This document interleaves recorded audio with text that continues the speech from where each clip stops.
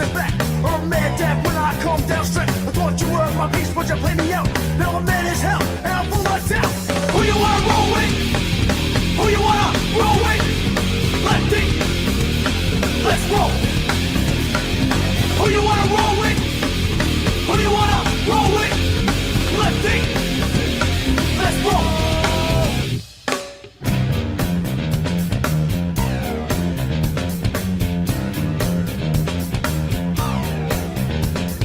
Back on the scene, it's time to get mean. I'm a lean revolution machine. Won't want people stay, they sway. Want today is good as any day. Y'all feel slightly dis, let's resist. Raise your fist and pump like this. Promises all the top. Don't cross the line, and you know it's mine. Who you wanna roll with? Who you wanna roll with? Lefty, let's roll. Who you wanna roll with? Who you wanna roll with? Lefty, let's roll.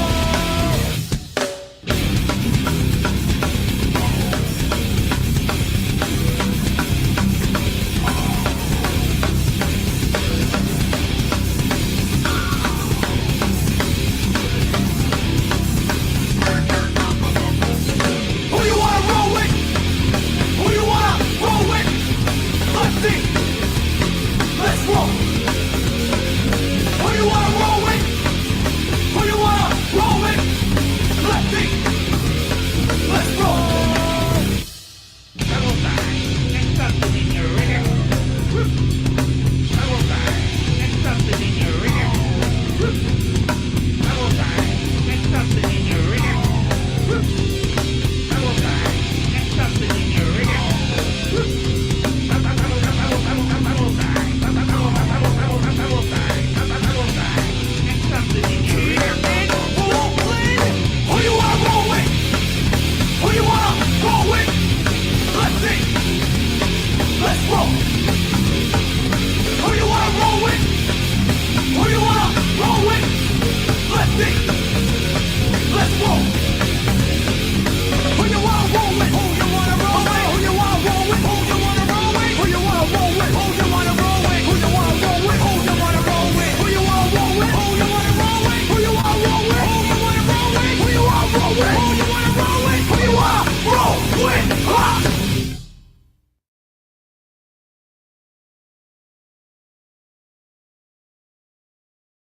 All right, it's Tuesday. Here's Jim Miller. Stop sharing. And good evening, everybody. Liz Lights Up is here. Liz Lights Up. Liz Lights Up. Liz Lights Up. Yeah. Wow. Whoop, whoop. What a welcome. Hi. Hello. How are you? How was everybody's Labor Day? Oh, mine was lovely. Mine was great. Oh yeah, and you know that what you do, I forget what it is now. I think, or did we already discuss it? That's the exact cadence of a commercial. I mean, it's saying da, da, da, da, da, da, da, da, da, da, da, da, da. So I don't think you can copyright a cadence like that, and you can't do it with that few of chord changes. So, I think we're good to use that. So I put a post up. Check this out. I put a post up before. There's a cannabis list that was just put out, and the list includes these diseases. Well, these conditions: insomnia, chronic pain, migraine, Parkinson's, and anorexia. Can anyone guess what this list is for? Please tell me. Please tell me. They are conditions for medical marijuana. Yeah, I wondered. I didn't Please hear tell me that. the prelim to this, but it sounds like somebody's saying cannabis could hurt. Am I right? You would. I mean, that's why you would ask. It's a misdirection thing. I'm not falling for it. It is. It is. I fell for it. I'm a noob. Yeah. No. I just know how these things work. You're gonna like this. It's you're gonna like. I think you're gonna like it. All right, check this out. This list is the conditions for receiving cannabis in Thailand. Those are the conditions you can receive cannabis for: insomnia, chronic pain, migraine, Parkinson's, and anorexia. Is that all, or is that just some? That's all of them. So, Huh. so like not cancer. That would be under chronic pain. Okay. So it how is about recognized. No multiple Epilepsy. What about epilepsy? Good question though. What about epilepsy? Insomnia? multiple sclerosis, yeah. Yeah. Multiple Huh. sclerosis and chronic pain. Chronic pain, yeah. Migraine. So, and where is this at? Thailand. So New Thailand. Jersey is better than Thailand. Hell yeah. Well, we don't have. Well, Jim, this is a very vague list because it's insomnia. It covers everybody has insomnia. Everybody. Oh, Maybe yeah. That's why they did it. You know, my pain keeps me up at nights. Oh, that could be covered under insomnia. And Can't chronic sleep pain. when I have pain. But I just- insomnia is really not caused by pain. It's just a result of men not being able to sleep, I think. Johnny has most of those Yeah. symptoms in the last 24 hours. Well, then you get 3 times as many or much consideration. Diabetes. Yeah, what about epilepsy? Like, can we have a carve out for epilepsy? Because I mean, there's certain things that are. I mean, I don't know. It's very, very vague. I think it's a good list though because it's vague. It's. Yeah, it is. It's very generic. I'm not going to turn my camera around so that the looks like the portal is actually the backyard door there. I'm tired of sitting on an angle and working in there and having 2 doors behind me as a background. You do you, boo-boos. Yeah, no, it doesn't hurt my eyes. That's it. I'm rebelling. I'm a rebel. Look out. We I'm got not a doing this to badass suit here. other Jack. people here. We got a badass here. That's right. I'm wearing my one shirt with a collar that like comes way down like that because I don't care. That's right. IDGAF. That is my motto. Okay. So I have a question. I have a question for you guys. Popcorn. I heard you guys talking about that you had a ramp, a portable ramp that either got stolen or you got left behind. Yes, 2 ramps got stolen. They were short. They were what were they like? How long were they like? One was a 3-footer, maybe 3 or 4 footer, and one was a 1 footer. No, they were longer than 1 foot. What are you talking? 2 footer. They stuck out. You had a cone that had to go out like at least 2 or 3 feet. Had to be like 3 feet. Oh, carpenter! I know what I'm talking about. I can fix it. Who is this here? Hold on. We're It's taking a not me. call. No, anyway, it was for getting over curb. You know, like where you don't really need a long one. Hello? Okay, Saya, And, I just have there's got me a an sponsor. I just got me a sponsor. He's retrofitting my car because I'm getting a motorized scooter in pink. And my niece is gonna, jazz it up for me. But Nice. he's coming up with a way to get it into my SUV very easily. And he's a fabricator, he's a welder. This is what he does. And he's, very pro veteran, disabled, seniors. And he's one of my sponsors. Actually, he's local to the Mad Hatter. They're in Carteret. But oh my God, what a great guy! He's doing this retrofit for me. I can't say enough nice words about him. No, And the first thing I said to him was, I know somebody that had a portable ramp stolen. And he said, yeah, tell him to, give him my number. I can help him out. Wow, really? Yeah. Whoa. Wow.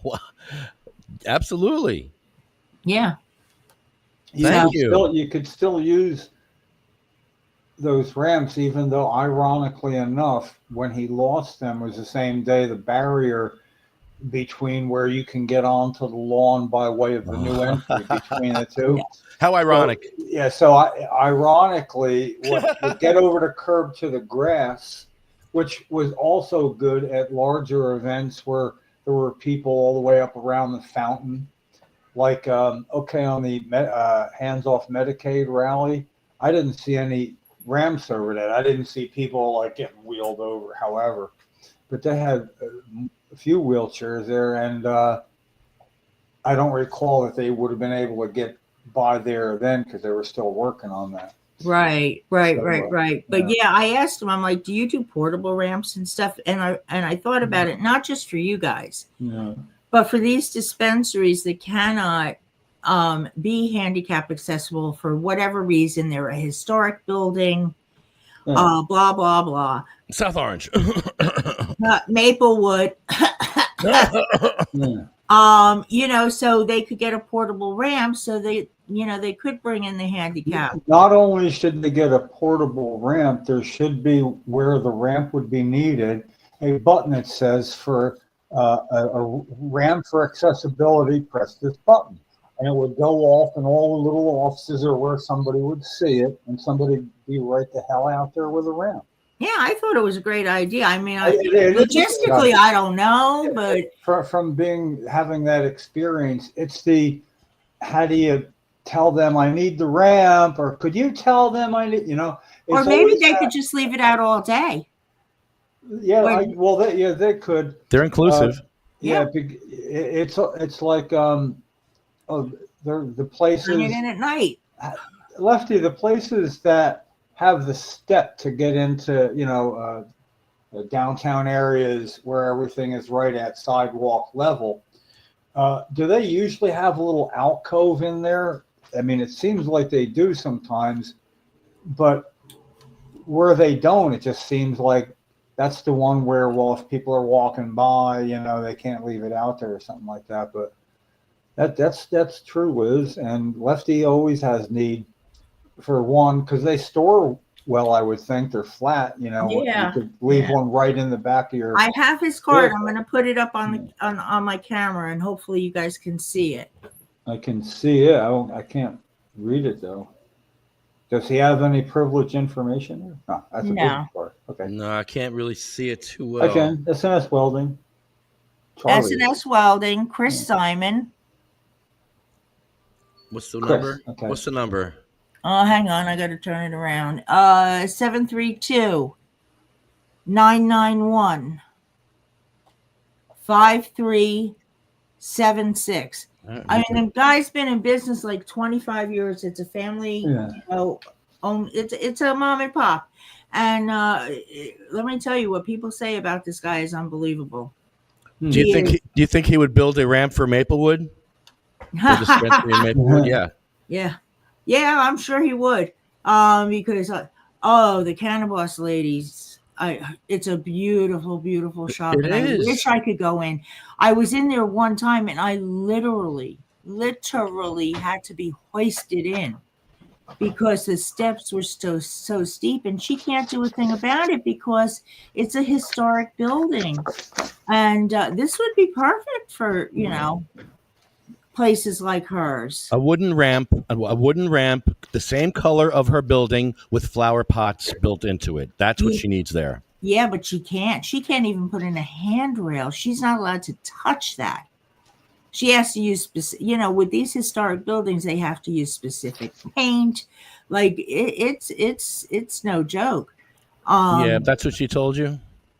Well, I also Well, if it's a historic building, My sister-in-law. you can't just do something without their permission. Yeah, my sister-in-law went through it. She lived in a historic house, and I mean, she was lucky she was able to cut her grass without an okay.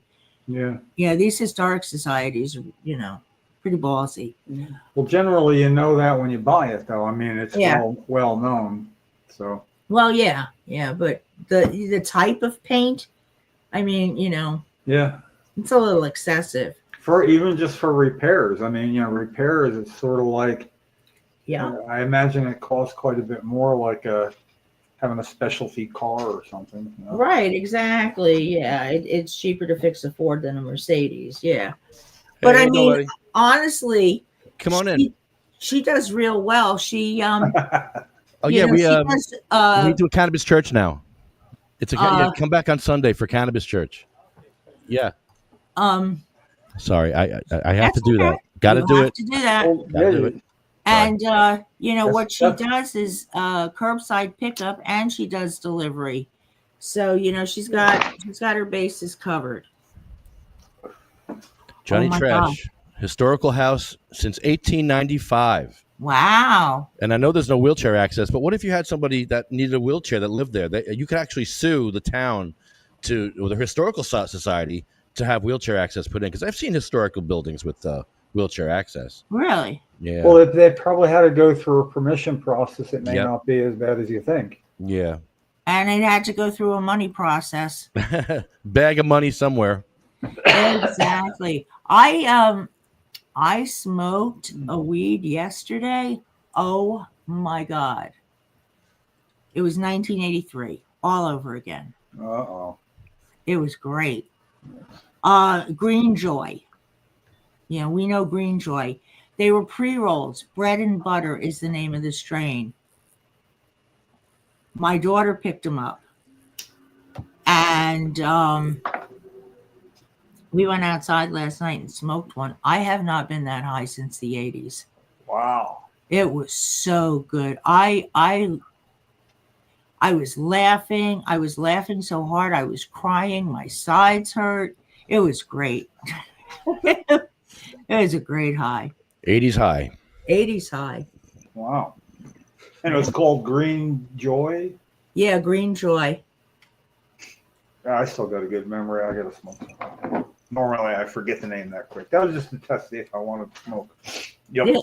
No, Green Joy, huh? Yeah, you know, butter. it's such a surprise whenever that rarely happens when just had it. Now, was that somebody that just said, here, have some, did they say, you're real? No, my daughter, my daughter, like myself, Yeah. we're both tools. And we like bread and butter. Yeah. And that was why she got it. And she, but it wasn't she said like it looks good, but it's called bread and butter. Okay. That's it. If you had some and we're going to smoke that with somebody else, would you tell them this is really good in a good way? You know, because, you know. Of course I would. Okay, because somehow the surprise is fun too, though. I mean, you didn't know it was going to do that, right? What? Oh my God. How nice was the surprise, right? Oh, to say it was a surprise was an understatement because I do things like I never would have done.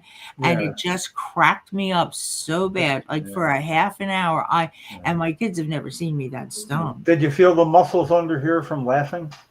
In my jaw. Yeah, that happens to me. I start like cramping up in the. But I couldn't stop laughing. Muscles. And the more I tried to stop laughing, the worse it got. It was wonderful. And then it's contagious too. Yeah. If you almost stop and somebody else chuckles, there you go again. Yeah, I like that. Yeah. I like that when like newscasters, that happens live sometimes. Oh, that's the best. Yeah, and I just, then they can't really stop. Well, my daughter was hysterical too, laughing at me. Right, yeah. I definitely was entertaining. So yeah, I highly, highly recommend Green Joy bread and butter. And like I said, the only reason she got it was because of the name. We could have a loaf of bread and butter for dinner if we wanted to, but wow. Just wow. Green Joy, I'll forget the bread and butter of it. Green Joy something. Shit, what was the name? Because I want to. It'd be fun to like just kind of ask around, and kicked my ass. It was great. There was something when I first started attending the hippie tribe weekend. Well, call it a pop up, and I had something called green crack. Hush. Sorry, go ahead. I'm just trying to green crack. Yeah, it's called green crack, which I thought, that's an odd name to give something because I really liked it. And it wasn't because it set me on my ass. It was because of just what you said. It just really felt good. And then the way it worked is it's not regular, so there wasn't any there, And I think I've looked it up since to find it isn't because of an extremely high THC content either, which I don't find strange anymore. Well, me and THC. I don't pay any attention to it. No, it's how it makes you feel, Mm-hmm. It's kind of like the weather. It's 80 out today. Feels like 88. Oh, I appreciate that. You It's know, all I need to know is it's fucking hot outside. That's all I need to know. right. And all I need to do is, and I can tell you pretty quick, you know, if it's going to ramp me up like that, because it's usually the first toke or something, like somebody hands you a pipe and you look down and it's only like been lit once, you can tell. Mm-hmm. I was amazing myself just yesterday for some reason. Wow, look, it's still green. I didn't even light this up. I was out for the coffee. I'm probably morning, but not first thing. Uh-huh. And you know, I've watched the birds for a while. I love doing that. I mean, being as we had like a bird sanctuary, it's kind of fun how things work out. And then I kept noticing that. And then I noticed it again, like I'm talking about 15 minutes later. I just wasn't using it, which kind of like, who am I? You know, what happened to me? And then I remember what Ron White said when he was on a radio show, same day that he got busted at a small airport. Not a small airport, maybe I can't say that. But because his former pilots, he has his own private jet, but of course he has pilots that fly him. Mm-hmm. So he had to get rid of 2 pilots. And it was for something you would do. But then they went and outed him. He's going to have drugs and all, you know, to having been his former pilot. So, okay, the quick version, he found himself coming out of the men's room and there was a couple of police. They had a dog, you know, and they wanted to. First, I thought they wanted an autograph because a lot of police want my autograph. I get recognized, you know, and then they said, they explained to him what I just did, and they want to have his dog walk around it, you know. So anyway, yeah, the dog alerted. He making fun of all that, but he had 7/8 of a gram. 7/8 of a gram. They searched the entire cockpit. Nothing. 7/8 of a gram, and that's when he says he told the police, "When I have 7/8 of a gram, I'm out. I just like knowing I have some, and I'm not really totally out. Just having that 7/8 is good till I get more. I don't run out." I thought, I get it. You know, it's sort of like just having some really just felt good. You know, sitting there going, "Ooh." Let me tell you something. I have so many jars of weed. Okay. 95% of them have enough for one bowl. I just don't want to give them up. Yeah, but so then if you Just in have one, case. you go, "That was awesome. Now I'm all out." Literally, they maybe have a bowl full. You know, it would take like 5 or 6 jars to make a pre-roll. Yeah. Well, but I just can't let go. Yeah. Not all of them, but you know, different strains that I really liked over the past couple of years, and they're in black jars in a drawer under my desk. It's, you know, nice and dark. It can't get any darker. You know, and then I finally got my sister-in-law's 25-year-old weed. Oh no! It's only a couple of roaches, but man, I opened it and I said to her, "I'm like, ooh, that smells like 1981." Time capsule. It's a little time capsule right there. Oh, that's serious. I'm gonna video the whole thing. Not there yet. Right now I'm smoking a vape cocktail. Taking hits from like all the vapes I have. Oh, a salad. Yeah, that's a salad. I posted a video only because I went looking for videos of patient testimonials because I just like to see what moves me. And it went being 2 minutes and something. It's not out of the ballpark to watch, but it was the picture and the heading was like, you know, a father and his daughter had severe autism and epilepsy or something, I think, and with, you know, violent motions like this, not hitting but coming close to herself, you know. And right. So he did what he did, and he felt compelled to put it out there. Is after a few years of having been suggested, they got desperate enough Hello, sorry, and they tried it. But how do you do Love you. that? They had a mask, Good. a clear mask they held, and it was a vapor, 410 degrees. What didn't say a volcano or anything, but then anyway, it was a vapor, and he said, yes, 6 breaths. So meanwhile, he's got it on her, and he's holding her on his lap, sitting away from him, holding her. No, wait a minute. This one he might have been in front of her. After she had her 6 breaths, well, so she's like flailing, and he's got it over. And 6 breaths, it didn't go away. But after 6 breaths, it was like she was okay enough that he could get on the chair and have her on front. So she's like this and going a little bit. And then finally, I mean, in time for the video, real time, not sped up. Right.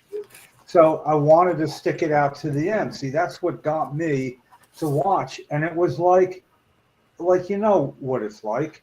But finally, he's like, okay, you good? Yeah, you want to get up now? Oh, okay. And by the time she got up, I thought she was going to turn around and hug him or something, but then I realized that's not going to be the normal response. But then you could see, like, she was just overdoing something. And Right. it lasts hours, he says, upon hours. So anyway, he did this, and then the reason I say this is he describes exactly how I felt when Cheryl and I first found out. I should have known about this 7 years sooner when I met her. I should have known it, and life would have been different. But I didn't. Not my fault. Yeah. Thing is, when we found out, and I said quiet or loud, this is illegal as hell. You know, we don't want to have our course interrupted. And she said, well, we shouldn't be wanting to do something for somebody we're not willing to do ourselves. Don't you wish we'd known sooner? And fuck yeah. Okay, ding, ding, ding. Hell yeah. And so this is that guy, and he didn't say so. But the fact that it was added up by what he said, that years had passed, and I see what I'm looking at, and he sees what's happening, and he knows there are other people that need to see it. They need to see exactly what just happened. So when that happened to me, and it was 1991, yeah, you couldn't just take an easy video on my phone and do that, but I felt exactly, you know, what he felt, and it is powerful. And he's in Texas. So he was doing that influence law in Texas, where that severely needs to be influenced still. A little bit. A little Yeah. bit. Yeah. But even just watching that, I do that because it inspires me to be a little more. I'm trying to use some of my goofing off time, strictly looking around for medical cannabis stuff in New Jersey, anything, an old, you know. Why don't you write some articles? You have a lot of information to share. You should write articles. Seriously. You know, I suppose I kind of could, but I don't know. I wish I had a PowerPoint at times. What I would like to do is actually, I noticed when Cheryl was alive, and at least shortly after, I could hold an audience captive. She could. And then I have a picture. So I see this picture of me at the Constitution Center for a thing put on by Americans for Safe Access. And at that point, that's when I met a lot of really diligent people. There's a huge screen above the stage, big long stage. It's the Constitution Center in Philadelphia. Yeah. It all goes on. Anyway, they had a big picture of Cheryl, who was the postcard, and I'm a medical marijuana patient, not a criminal. Me way off to one side, looking very little. All this room and an empty wheelchair with like flowers and what looked to be marijuana leaves, and a picture of Cheryl, you know, and it was very striking. And yet all I could think after that was I've seen people, then I click. And then if there's video going behind me, and I had a story honed down to where it was the right time, I would do that. I would do that. It would be because there is enough available, even when it's pictures, that when they come on exactly at the right time. Yeah, it'd be interesting to see if I could pull that off. I'd like You that. could totally do it. I Yes. like that. Got a minute with Jim Miller. I like that. Yeah. Huh. So basically, I could probably, instead of having a PowerPoint, that's pretty freaking old school. I'm 73. I can't help it. Well, yeah, I could just do it by having the right narration over pictures. Wouldn't listen even to have to me. be me. Yeah, Listen to me. I'm looking right at you. You can't tell, but I'm looking right at you. Do you have Google? Do you have Gmail? I do. I don't use it, but I do. Wait a minute. Okay, listen Yeah, to I me. do. If with Google comes a Google Drive, and they have pretty much the whole Word program in their style. They have Google Sheets, which is an Excel. They have Google Docs, which is Microsoft Word. Yeah, I see that. And they have a lot. PowerPoint version. I haven't used it. I'm sorry. What do you have? A what? I didn't hear you say a bullet something version. A what version? A PowerPoint version. Oh, okay. I don't know what it's called. I'm gonna look into it. Yeah, if you have Gmail, click on your I Google do, yeah. Drive, Yeah. and all that'll come up. And if you click on New, hang on a second, I'll tell you what it's called. Well, I already wrote down the time we are in the show right here, so I can look at the replay and go right to this. Yeah, that's all you need. And I know I'm surprised they thought enough to do that. It's almost like seeing an accident. You look for a license plate. I mean, if somebody else is or something, or the person's whatever. You try to write it down, then you go back. I don't react that quick though, especially not here. My reaction time is slowed 20% by being on these podcasts. Nature of the beast. And Lefty, I was also thinking, as I came in right at the end of the theme song, right at the end, so I was there, and then you had to bring me in, it's so close to being like why the time for the State House podcasts are 11:11, because we settled on 11, but we're always about 11 minutes late. Now we've never really been that late for 11:11. So, is there like 4:31? Why 4:31? It's 11 minutes later than 4:20, and everybody is drifting in. Maybe everything would start on time and I'd be there. Am I that workable? Hey, I got my bedroom clock is like 7 minutes faster. I know that when I wake up and see it. How does that help me get up on time? Mine is 8 minutes faster. Okay. Okay. Well, I should have an answer 1 minute quicker than you then, because you guys would drive me crazy with that. Oh. You guys would drive me nuts with that. I need to know the time. I don't want to do math. I don't want to do math. Later than what I'm no, I don't want to do math. Just show me the time, because I don't even know. That's why it's only 7 or 8. It's one digit math. I can do that like that. No, the hard part is I don't do it on purpose. I'll set it correctly, and it's an Amazon clock. But I like it because it beams up onto the ceiling. You would not like my clock in the car. I know it's probably that easy, but I can't seem to set it. So it depends. It's an hour off half the year, and that's easy enough. But it's also gaining 1 minute about every 3 months, and it's been going on. So now I got to add an hour and 11 minutes for the real time, and it's double digits, 11. I got to do it while I'm driving. Oh man, that's funny shit. Okay, now the unfunny part is I used my cell phone one time. One time coming to a stop in Lakers, after Lakers, Manchester, and because it was a red light, and as I'm actually stopping, I'm going like that, and it was a phone. I'm looking at the time, and I put it down. All of a sudden, there's lights next to me. I got to pull over.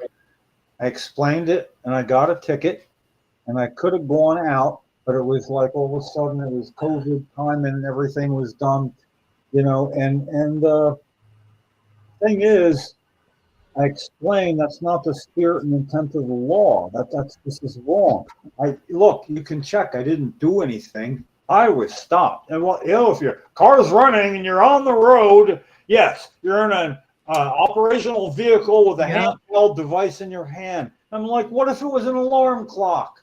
What if I had a little tiny, a big clock? What if I had a Flavo Flav clock and I picked it up to look at it?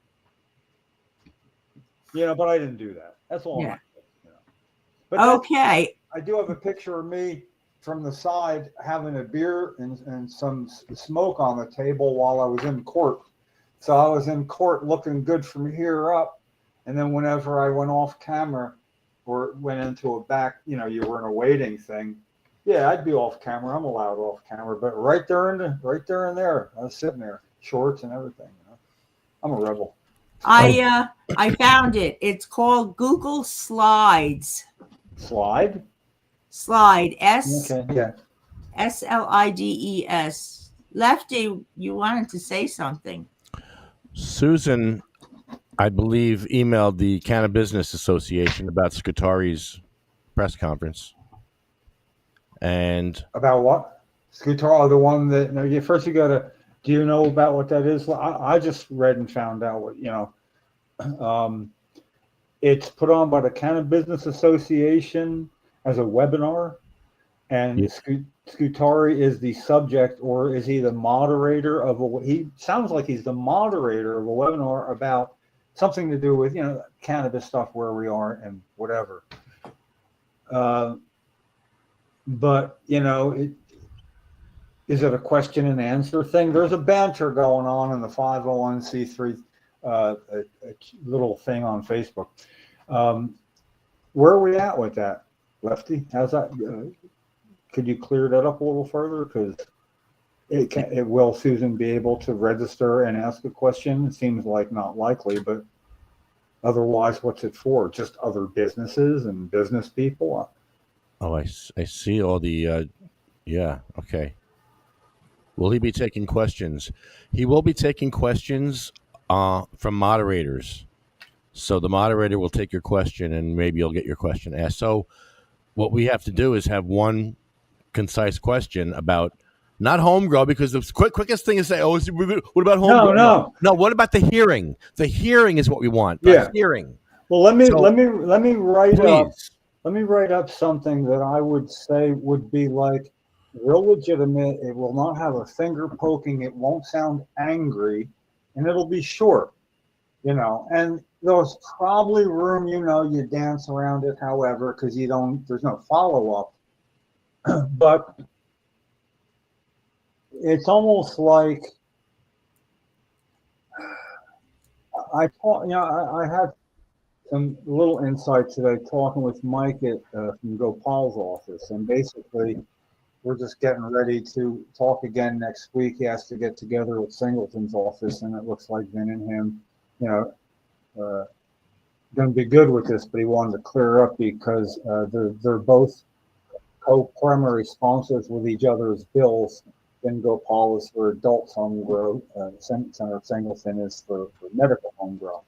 So they're interchangeable, but if Gopal's going to do something about Singleton's bill, like have something to say about it, he has to talk with Troy first, which was interesting in my discussion with Mike, because I explained, that Troy asked me to call him Troy when I met him at the past Moorestown Day with CMMJ table there, and I was the only one to put a sign on the top of their tent, to advertise something, and it was like about Scutari and his blockade, So it's kind of funny because I know it was a lot for Mike to take in quickly, and he knows a bit about me, but he doesn't know, he's got a lot of other things he's dealing with. I know a lot more about what's going on at his office than he does. It was just fun when he was saying, so, make sure we're on the same page here. And of course, there's Senator Singleton's bill, Senate 1393 for the medical side. And I said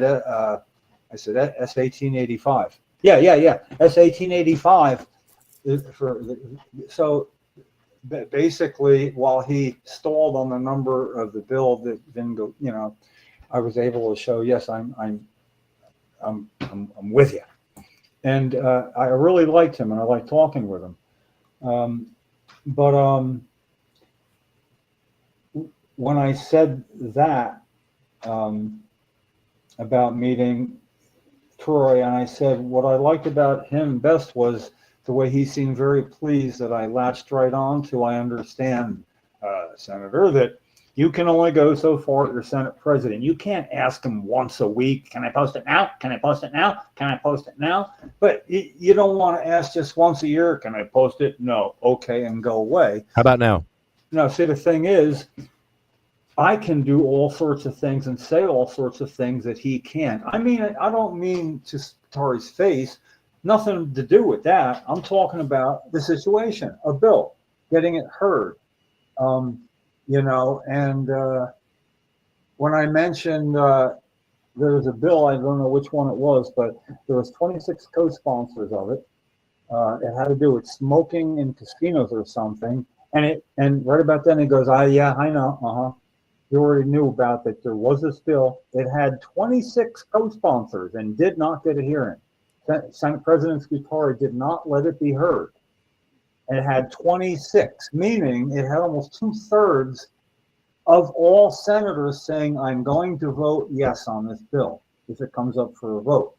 So what I'm saying is, while we do need to get more Senate co-sponsors, it's not in and of itself what you do. It backs up and it gets you to say, look, there's obviously a problem here. But it was just nice kind of being included. So what I told him is I said, listen, I'm not going to be negotiating, here's what I think should happen. I'm not even going to be doing suggesting. I'm not going to be the guy that says, I was going to tell you that. I'm going to tell you. So I'll keep it short. And I'm not talking about, I'll just hit you with a thought, by the way, and just so food for thought. Now I'm thinking, yeah, if I text that, he knows that I know that he knows that I know there's a record of me telling him that. So if there's a problem, he knows that I know that he knows that I know. If that was so, I because I'm the guy that, oh, Liz, I guess I could, I can be more specific. When I was getting somewhere through constituent Jeff King and this first got ready to be arranged, I emailed Jeff King back, but it didn't come from Jeff King. I was CC'd by Vin Gopal, who was replying to Jeff King directly, who's the guy I write. He sends it in as his own, So anyway, it went back to Vin Gopal's office. Hey, Jeff. Oh, you know how bad that could have worked out, me being the sarcastic bastard I am. This is like, finally got motion. Finally, this is the first motion in forever, and it could be exploratory. Who knows, We don't know if it's going to hit gravitational pull and come in. But I didn't say anything sarcastically. It was all except for one thing that didn't get taken real well by Vin, when it's like, Jim, I'm not Jeff. I think you sent it to me accidentally, and but anyway, I straightened it out real quick, and Vin's a good guy, and he had Jeff and two people that were also being CC'd on everything. But to even be talking with him, where he says, now I'll talk and we'll talk next week. And first thing I sent him was what I told him, that after talking to Troy, and the sign I had, he had a picture taken under it, and he stood there first. I think he put it so his head had the Scutari right over it in the sign, because he's tall.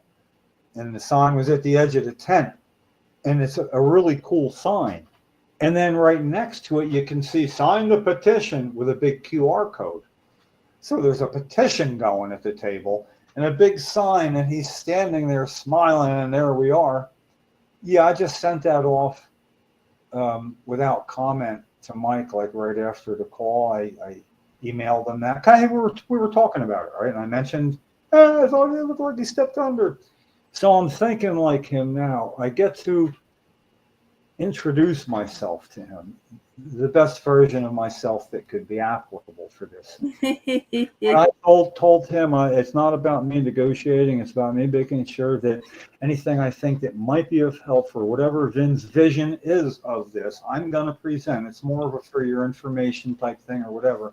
But I'm not going to be saying I was gonna say something about it, Mike. You know, I'm going to say something about it. And then I used that funny phrase I said, in the end, for all intents and purposes, I serve at the pleasure of the senator. See, that's always I serve at the pleasure of the president. You know, anybody watch West Wing? Come on. Anybody? Yeah. So to say, but I basically serve at the pleasure of the senator, whatever. You know. So basically, he's going to be decided. Yeah, I talked to Jim.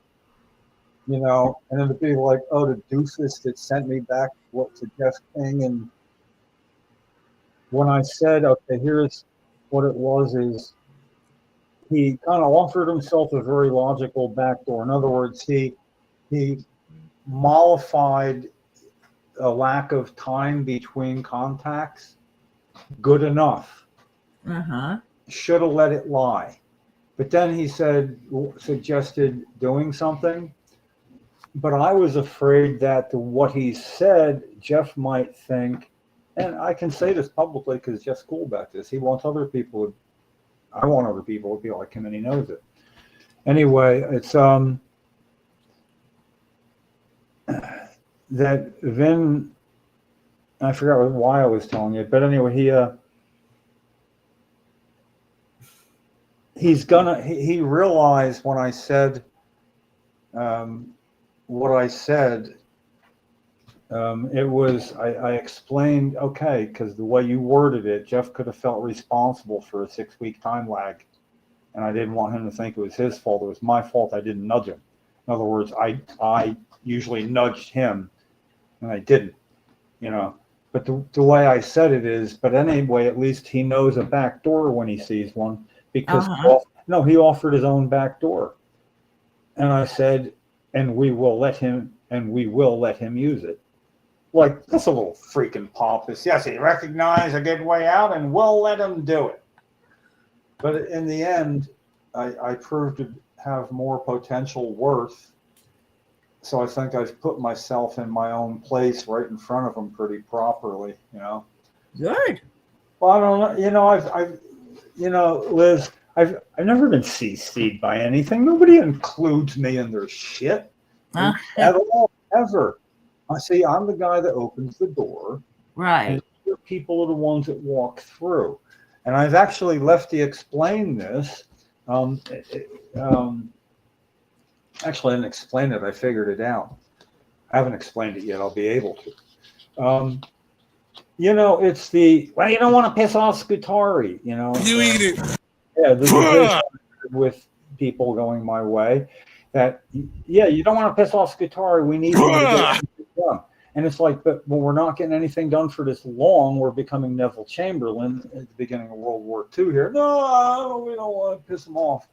You know, and at some point, the way it works is somebody has to piss him off. But it's not like he's going to say, I'm not going to do it now just because you piss me off, you know. What happens is you can get the door open as long as it's not you the one walking through. Mm-hmm. So Scutari knows that everything he needs to do, he doesn't ever have to talk to me, you know. But I also did out him as to what his next move's going to be, which is that strict pilot program thing. And I laid that out nicely. Again, I told you. And, you know, I don't want to share it with anybody else particularly yet, but what was really nice is when he explained how Senate President Scutari, you know, when he went to Colorado, and I didn't mean to interrupt and be too much me, but it was typical me. He went, oh, Colorado, we're nothing like Colorado. You know that. We're nothing like them. Hey, have you ever been to Maine? Maine doesn't scare anybody, but Colorado's his escape. Maine, you know, and then I realized I was being a little maybe too much me. but he seemed to like that. You know, he was in total under.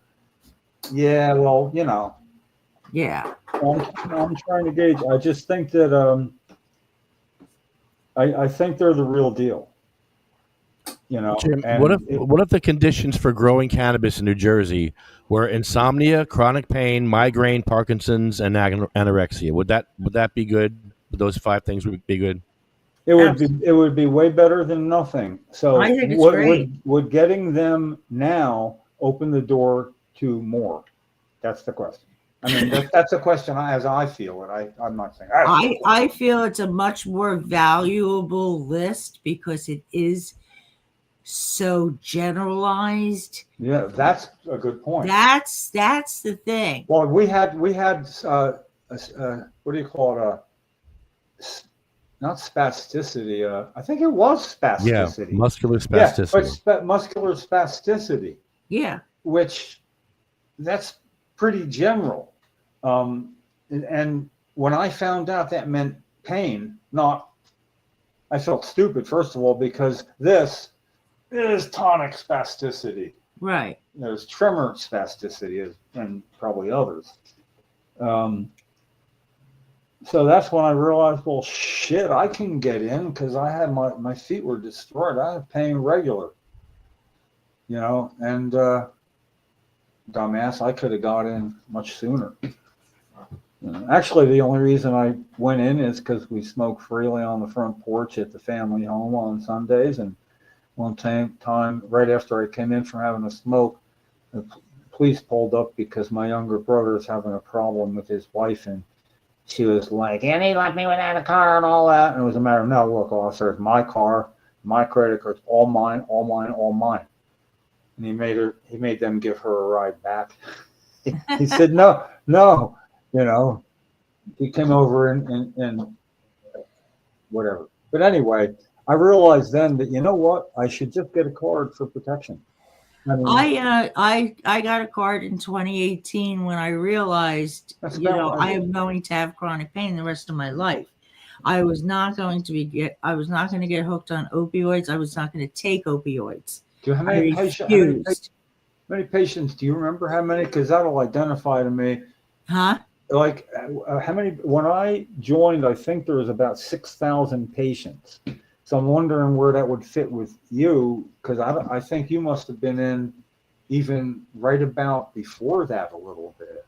Yeah, I got my medical card in August of 18. Yeah, I don't know when I got mine, except it was 6,000 people. And it was quite pricey, and you had to take a class. And then when you went to the dispensary, before you could go through those magic doors, you had to have a consultation. Yes, of course. Yeah. And then get in, and with a few other people, or they started talking about cannabis, and it was fun to like know all sorts of cool shit. All it was available was, at that time, vapes were just coming into market, and you had flower, and you had a pack. You know, you could smoke it in a pack. You could decarb. Did it have lozenges? Did it have those lozenges? Huh? Did it have the lozenges then? I think that's when they got them. No. They tasted awful. No, all they had was flour, and Breakwater was the one coming out with the. You were before me then. cartridges. Yeah, you were patient before me then. Yeah. And yeah, they were. You know, they that was it. I'm going to give Lefty a pop quiz. Lefty, 6,000 patients when I was a patient there. Can you tell me how many of those patients died that year? Out of 6,000, how many patients died? 10%. 600. Come on, move the decimal point. I had the number right there for you. Yes, 600. 10%, because this is when they gave these statistics out yearly on the health department website. Mm-hmm. And this is all probably before the actual CRC was like really getting involved like they're able to now. But yeah, it was 10%, and that astonished me. Now I know it went down because the first 6,000 that could get in were probably lesser life-threatening indications than when the got real and simply, pain, and people realize, oh, spasticity, I can get in. But they don't do that anymore. And I've maintained for a while, it seems like there should be a way to that information. They have to have it. It's just, I don't know what you have to go through to get it now, because if it was a certain number and you get that percent and you put it into how many a day, you're getting into, we're probably in the thing where, and today, while we've been here this afternoon, statistics are somebody died because, and somebody will die by the time you're done with dinner. And by the time you wake up in the morning, 3 more patients will have died, statistically speaking. It's the 22 a day veterans committing suicide, the figure that blew everybody out of the water. And I'm not saying it's going to be like that, but I like to use, instead of 2%, Lefty. I lowball it, and it still is in the 4 or 5 per day in New Jersey. At 70,000 patients, not the 130 there were, and now it's down because everybody's can get it as an adult or a patient. And I know you're probably like me. I keep my card because I like that I have privileges to use my medicine where adults don't have the privilege to use their recreational drug. They have to go and they got to spend $5 and go into a lounge. I can sit on a front porch. And we get discounts. Yes, that's it. Honestly, 1% seniors need the discounts. Yeah. Number one, and the disabled, the vet, we all need our discounts. Okay. And that is, years ago, I was one of those crazy coupon ladies. Before it was cool. Like, I was on TV a couple times, in the newspaper, blah, blah, You made it cool. Yeah. I made it cool. And Yeah, then, and now I'm bringing that actually here, because if you have a dispenser, my perfect example was Air a couple of weeks ago, almost a month ago, getting quarter ounces for $12.50. I walked out of there with my limit. I gave my son some, I gave my daughter some, You remember when, okay, we're going for legalization, we got a government that's ready for it, everybody's ready for it, and then it's, wow, we have no infrastructure. You can look, Facebook's good for one thing. You can look back at how I was beating the drum about it's gonna come through dispensaries, absolutely, maybe a year before it happened. And I had an idea that didn't catch on, is if they need to do that so bad, now how many people are going to be adults going into dispensaries compared to patients?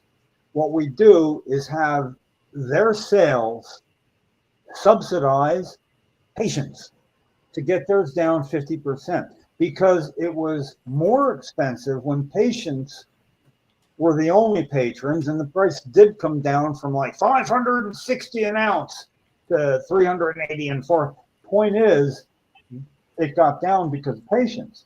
So at that time, I said, well, the price came down some, and now adults are coming in.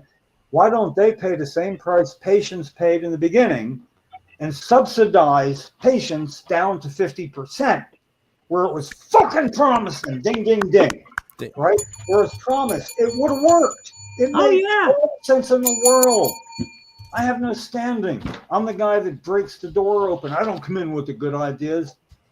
Mikey knows what I'm talking about. Mikey, Bangolio. Yeah. Yo, what up, guys?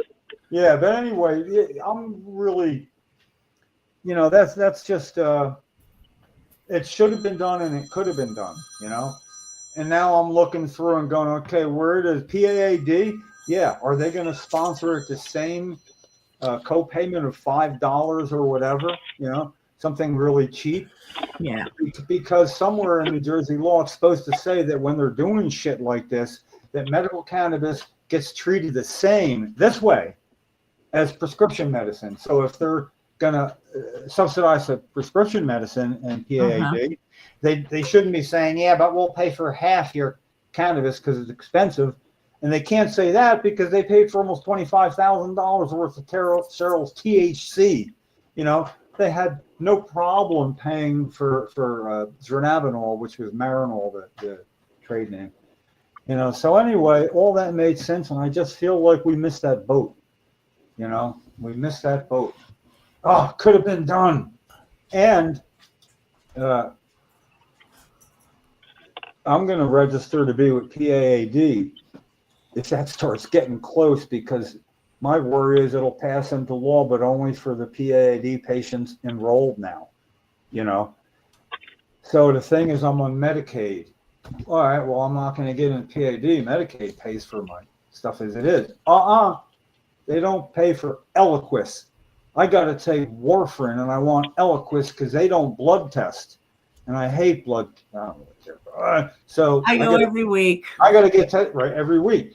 So therefore, Not for that. I want to be on. I want to be in PAD because I want to get Eliquis. And I figure this way I'm already on the rolls, and all I do is get Eliquis, and then all of a sudden, if you don't want to pass home grow laws, then why not get behind the other bills that would make it more legitimate in your mind with PAAD, Senior Gold, you know, all this catastrophic illness fund. You know, why not use the state and make them, and not just make them available, advertise them, get patients to it, you know, and then there'll be less people wanting home grow. Doesn't mean you shouldn't have it, but if you don't want it so goddamn bad, then it makes you, you know. Mikey, you have to be on what's going on, Medicaid? Mikey? How you doing? What's going on, Mikey? Bring something to the table here, man.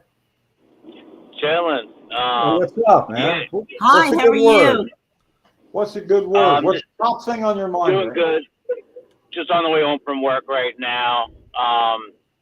But yeah, I wanted to mention there was a journalist who was in Asbury Park filming, and he was like highlighting like businesses in the area and stuff like that. He went by a restaurant. They came out and they were real friendly and nice. They gave him a $10 gift certificate, gave him a menu. You know, the guy was just filming historical Asbury, enjoyed the city, this and that. And then he goes back, and then he goes past a chiropractic business, and this guy winds up calling the police because he felt uncomfortable over the camera. So police wind up showing up, and they're saying, "Oh, where's your credentials? This and that, blah blah blah." Next thing you know, he takes the camera and he films it toward the cop car, and the officer comes out of the chiropractor place where he's talking to the guy who called the cops. Meanwhile, he don't like the camera, and he calls up two more people with cameras, but they got guns, and the Asbury Park police violently assaulted this man. When beat him up, was left him this? battered. When? Body camera just came out. This happened in the summertime, in the beginning of July. But this guy's an independent journalist, and he's just filming, you know, highlighting this area, and the cops violently assaulted him. But he has the right to do it as a citizen. Yeah, he has the right. Anybody can film anything they want from a public space. So the cops show up, and they have no idea how to de-escalate the situation. Not like no clue how to de-escalate anything. So the man takes his camera and he points it toward the cop car, and the guy's computer screen was up. So the officer just immediately put hands on, basically beats the guy up, leaves him bleeding, saying, "You can't film inside the cop car. You know, there's confidential information on the laptop." Instead of just opening the patrol car and shutting his laptop, that's the responsibility of the police officer. Yeah. So how these cops get away with these kinds of things? Just beating, and this guy's suffering from neuropathy. They're not going to get away with this stuff. No, this is obviously it's too clear cut, but it doesn't matter. You're right. It shouldn't be that situation. How do they not know what's coming down the pike now? I mean, they're lucky it wasn't you. Video, I made a video on it. Once I saw it, I was like enraged by the whole thing. So I went to Asbury Park to actually go to the scene of the unlawful arrest to make a video to report on it, because the traditional media that has zero reputation, zero credibility, is never going to cover the story. I feel as if something like this story needs to be told. You know, police cannot engage with the public in such a manner like that and go hands-on and violently assault people, especially people who are suffering with medical issues. And then when he tells the officer he's got neuropathy, the officer couldn't care less. I think the officer was on steroids or whatever, because he was mad and he was enraged and he was trying to get him on anything. I think His his partner shows up marital and says, status. Yeah. He called his wife. the partner shows up, he's like, he's in public, you know, and he's, he's got no credentials. It doesn't matter. You know, so then he calls his supervisor. He wants a supervisor to come out. Supervisor shows up, he's in public space. You know, what's the problem? You know? So that's what I'm saying. That's the way it should end up. When I got the supervisor, I was thinking, my God, I hope you don't say that he agreed.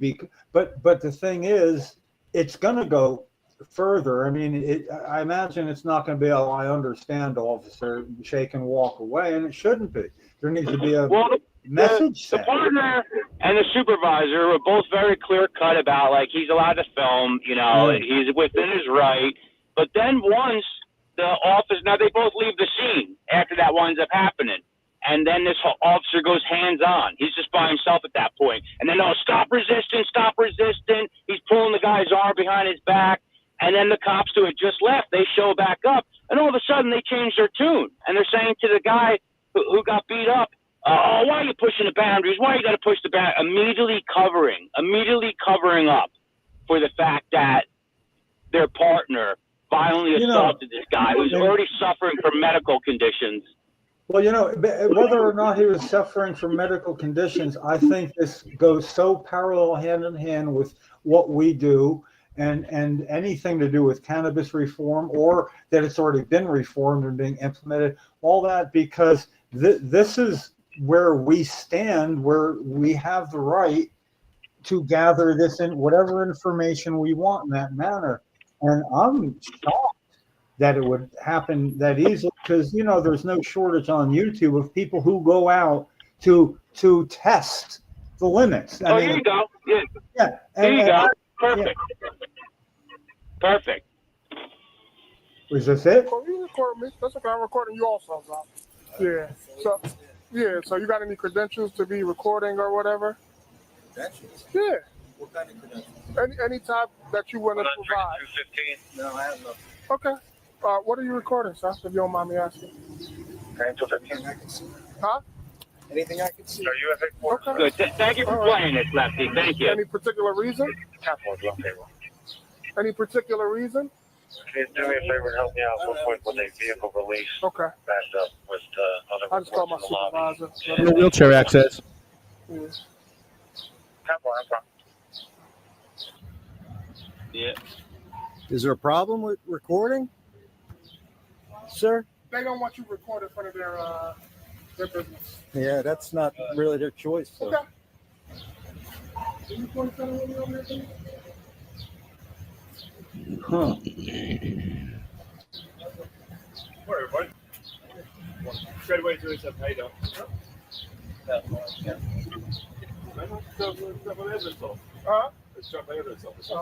He's recording. They don't want him recording in front of the business. No credentials to be recording. Okay. Public space. So, huh? Public space. No, absolutely. No, without wheelchair access. Good eye. Yeah, I'm good. I'm just happy. Yeah, really. Yeah, I almost hate seeing this now. Yes, he has bigger problems. Have a good day. Thank you for honoring your oath. Yeah, he's about to eat those words.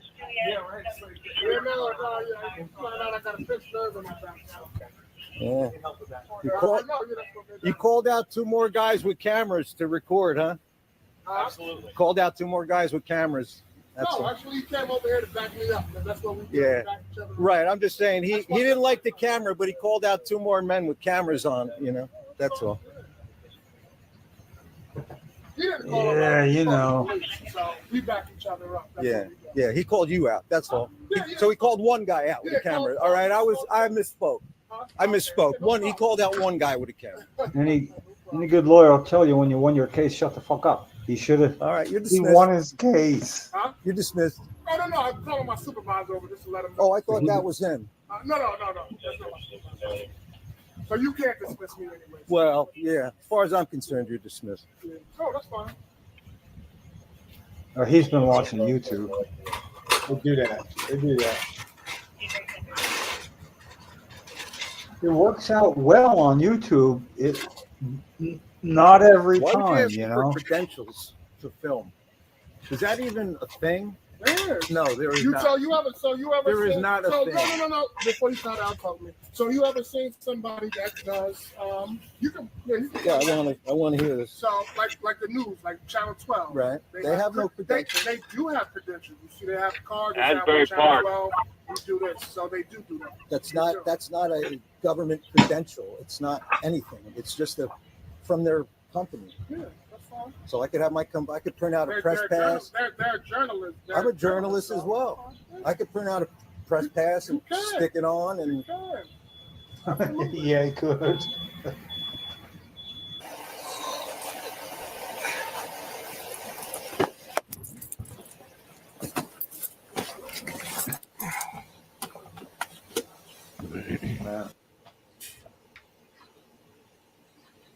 Officer Whitey. Whitley. Oh. He's calling a supervisor. He's still not okay with the fact that this guy's in his right. He wants an arrest. He wants to go hands on. Yeah, so I have this guy out here. He's recording. Well, now he's filming us now. I mean, He's here right now. Yeah. Okay. Wow. Needing to talk to Officer Whitley. No, he just arrived. Okay, I'll speak with him. Come on, yeah. Come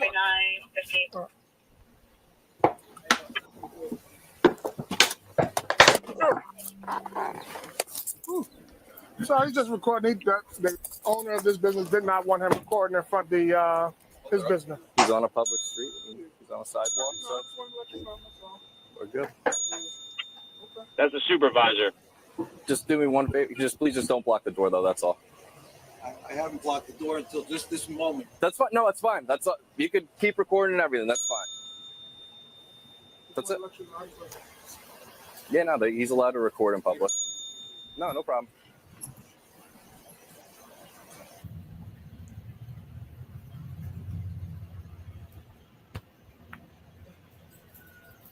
And this should be the end of it.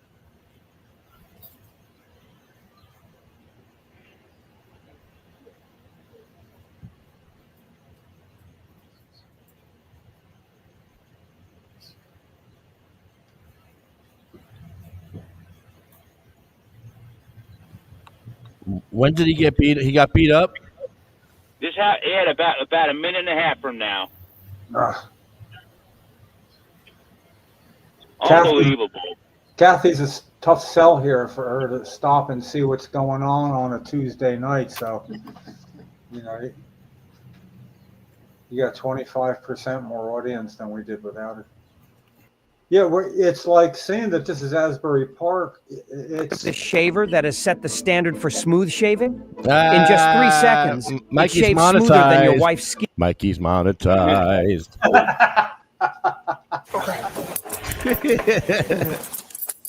All right, so yeah, He's allowed to record watch in it. a public place or whatever, but I just told him to move from in front of your door. I appreciate Yeah, it. this No, you didn't. Your supervisor said that. Yeah. He started on that corner, and I was like, "Are you playing the camera? He goes, watering my flowers." And he was like, "Yeah." And I go, It goes well. If somebody just wants to antagonize somebody so that he can, so he can try to make some type of trouble. I think he was out here having a fight with his son yesterday, Mhm. or just some younger person. Yeah. I just happened to be observing because they were sitting. That's his car, that Subaru there. And there was an altercation with those two. There was physical, so I don't know if it stemmed from that. I don't know why he would be harassing me. I stay above There's board. just people that's bored and just do stuff like I that. have this area so that I don't have any funny business going on here. That's how I want to be ahead of anything that's, Yeah. I pay my dues. So you could probably try to put it on YouTube. Oh, the police are harassing me, type of stuff like that. So yeah. So I'm sorry, because he became aggressive. I mean, look at what. I mean, this is where it gets a little like, wait a minute. Whoa. Because partway through this, he's recording in my office. Yeah, no, that he cannot do. He should not. And then as it gets deeper in here, and I'm going to have a patient walk in about 5 minutes. He is literally up on here, and he comes pretty much. He's got his shirt off, which is kind of disgusting. Ew! Oh my! Who were yesterday I would have said so. But look, I mean, he is right in my office. So I mean, I don't, that there's a HIPAA laws that say you have to keep the privacy of my patients, and I don't know if that's the privacy aspect that people are looking for. Please do not record inside my vehicle. That Look you cannot at do. 6 feet. He's on the sidewalk. 6 feet from the car. Come on. Please do not record inside my vehicle. That you cannot do. That you cannot do. You cannot do. Don't touch me. Do not touch me. I'm asking you. Do not touch me. Get back. Step back. Record inside my vehicle. Step back. I'm not going to let you record inside my vehicle. You cannot do it. I can, and I will. He thinks nothing's going to happen, but now this is where he actually wins. I am not under arrest. So that's when you make it easy as you can. Even though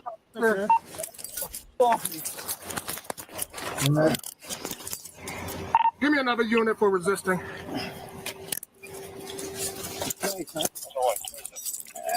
Good, Asbury Park. Yeah, this is what you wanted anyway. Right. This is exactly what you wanted. Better get me an ambulance. Smash his face right in the face. Turn around, sir. Turn around, please, sir. Put your hand behind your back. graphics explaining are pretty Resisting arrest. Good. Stop resisting arrest. I did not do anything illegal. Inside my vehicle, which I did not do anything illegal. I did not do anything illegal. I am not. Work 10-4.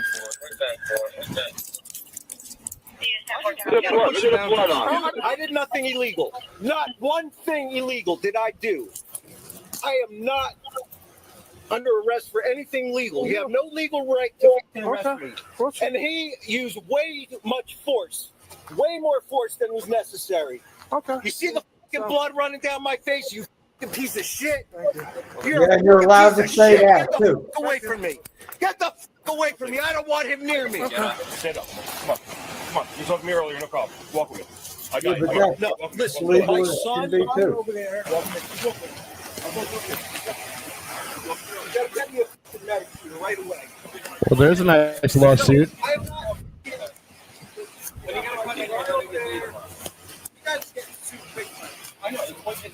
No, it's not what I want. You want to get a reaction? It's not what I want. Now you got a reaction. It's not what I want. It's clever to try to be so annoying and try to get everybody. And then you went to his car? He started recording. He starts recording inside my car. You know, you cannot. No. They cannot see the MDT that's in our car.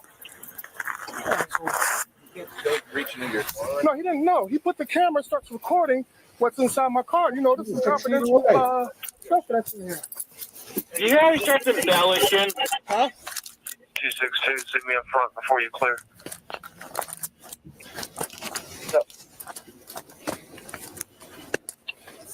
Turn off body camera. He knows he's screwed up. That's why he's shutting his camera off. Watch your head. Thanks, sir. And there's the ambulance headquarters. Let me get your shoes for you, all right? No, he didn't know. He put the camera, starts recording what's inside my car. He knows he's screwed up. We got shit. Nut job. Hey, he said he's got his kid over there. Huh? 262, sit me up front. I don't know where, but I don't see any kids over here. Where's my phone? What am I being charged with? No, I didn't charge you. What am I in the back of this police car for? Do you have a dash cam running? Is there a recording running right now? Yes, sir. Everything's recording. If you guys shut my camera off, that's a violation as well. 1 minute, sir. You're hotboxing me back here, huh? 1 minute, sir. You want to window down? Yeah, I want some air conditioning. Well, just ask. It's like 100 degrees back here. It's running. You can see it's running. No, I can't. I can't feel it. Since you're in a enclosed box and I'm back here in an enclosed box without air conditioning. Well, I don't make the rules for air conditioning, sir. It's on. Yeah, I know. It's a torture box. It's a torture box. Whatever you say, sir. Yeah, whatever I say. I gathered your property for you. I put your keys in a bag that says blood on it. And I'm bringing you in the headquarters. That's it. Mm-hmm. I see how much you guys care about my well-being. How you got me medic. I'm fucking blood pouring down my face. Ridiculous. Simply filming on a fucking sidewalk. I'm glad this business is closed today because Wow. I'm sure it was open what this guy would want. Wow. Crazy. Indeed. That's a nice lawsuit, though.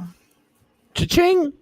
Yeah, it is. For sure. Yeah, no, you just hit the idiot lottery. I always call that kind of stuff the idiot lottery when you find someone who's hopped up on power and ego, you know, and they wind up assaulting you. I mean, but he makes the good law enforcement, the good men and women in law enforcement, he makes them all look horrible. The public has already lost trust with the way that police engage with the community, and it's just unfortunate because all he had to do was go inside the vehicle and shut the computer. And he knows he screwed up because then he's telling his partners, he's making it sound like he was inside the vehicle, like as if he reached his hand inside. He was 6 feet from the cop car. He just turned the camera that way. Yeah. You know how much information we've seen information exposed, like somebody sitting with top secret. I mean, in Washington, in a vote, and somebody gets, you know, he doesn't get in trouble for taking pictures. The guy gets in trouble for exposing it to a camera. You know, so exactly. Right.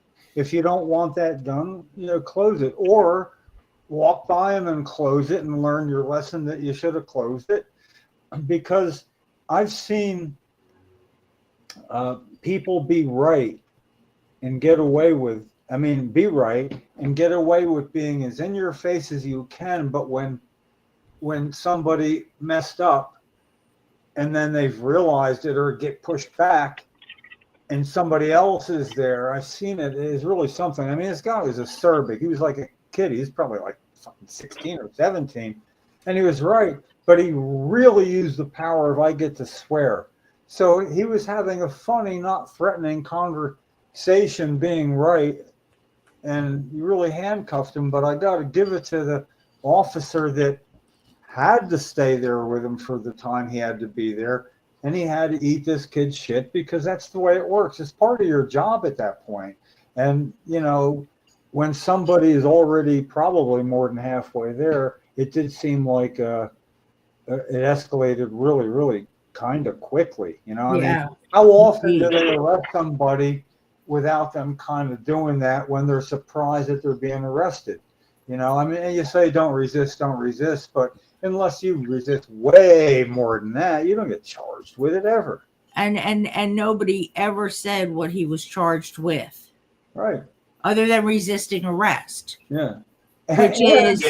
And you know, honestly, it's not a lot in and of itself, but I think that credibility didn't see. He was charged with disturbing the peace, public nuisance, and resisting arrest. Well, could he countercharge? Could he countercharge that they imperiled him by driving him without a seatbelt, which is against New Jersey law?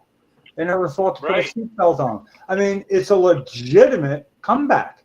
It absolutely is. Yeah, so that if you screw up starting with a seatbelt, how bad you think you did with actual facts. What about reading him his Miranda rights? Well, they didn't arrest him. They did arrest him. I mean, but at that I didn't hear the placed under arrest stuff. I mean, you can detain somebody without placing them under arrest.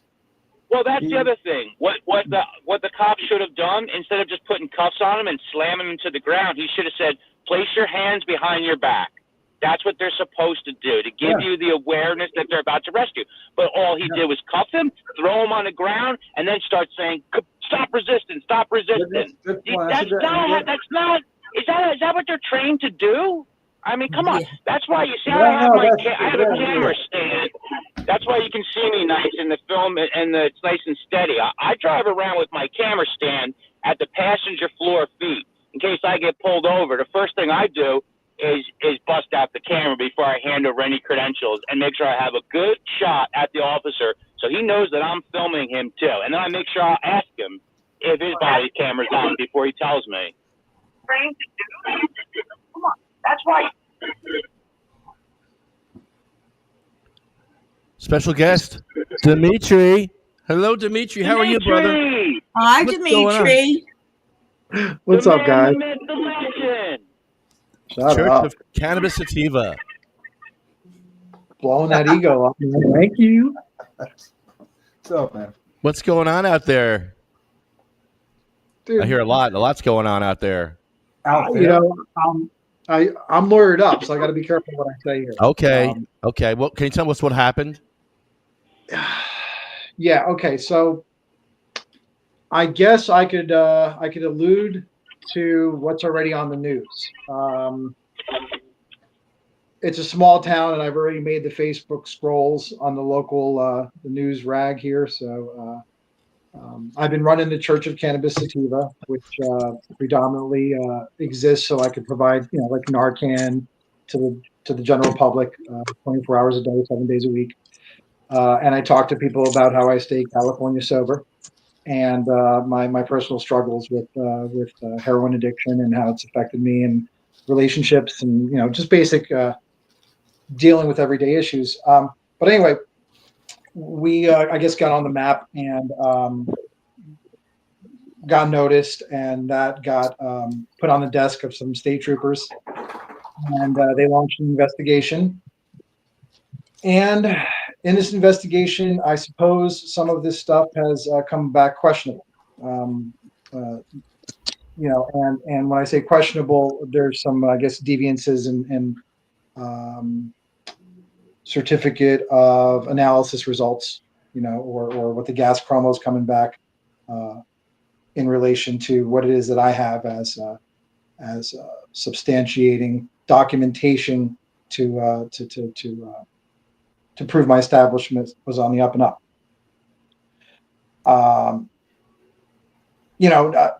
Having said that, being accused of being a drug dealer out in a town called Weedville in a green building called the Church of Cannabis Sativa, while you're openly serving the public with cannabis solutions for, everything from anxiety to depression to, the battle with the opioid crisis and, just general education and advocacy. And in doing what I love every day, this has become a struggle now. And it's, and according to my shrink, it's a very important case because we've got some hokey laws wrapped around the hemp industry.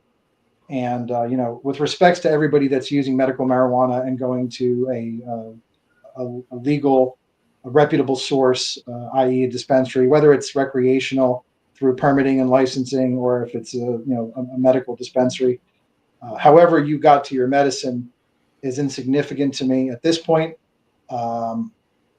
We're dealing with some, I guess, constitutional injustices, which is what I'm facing here.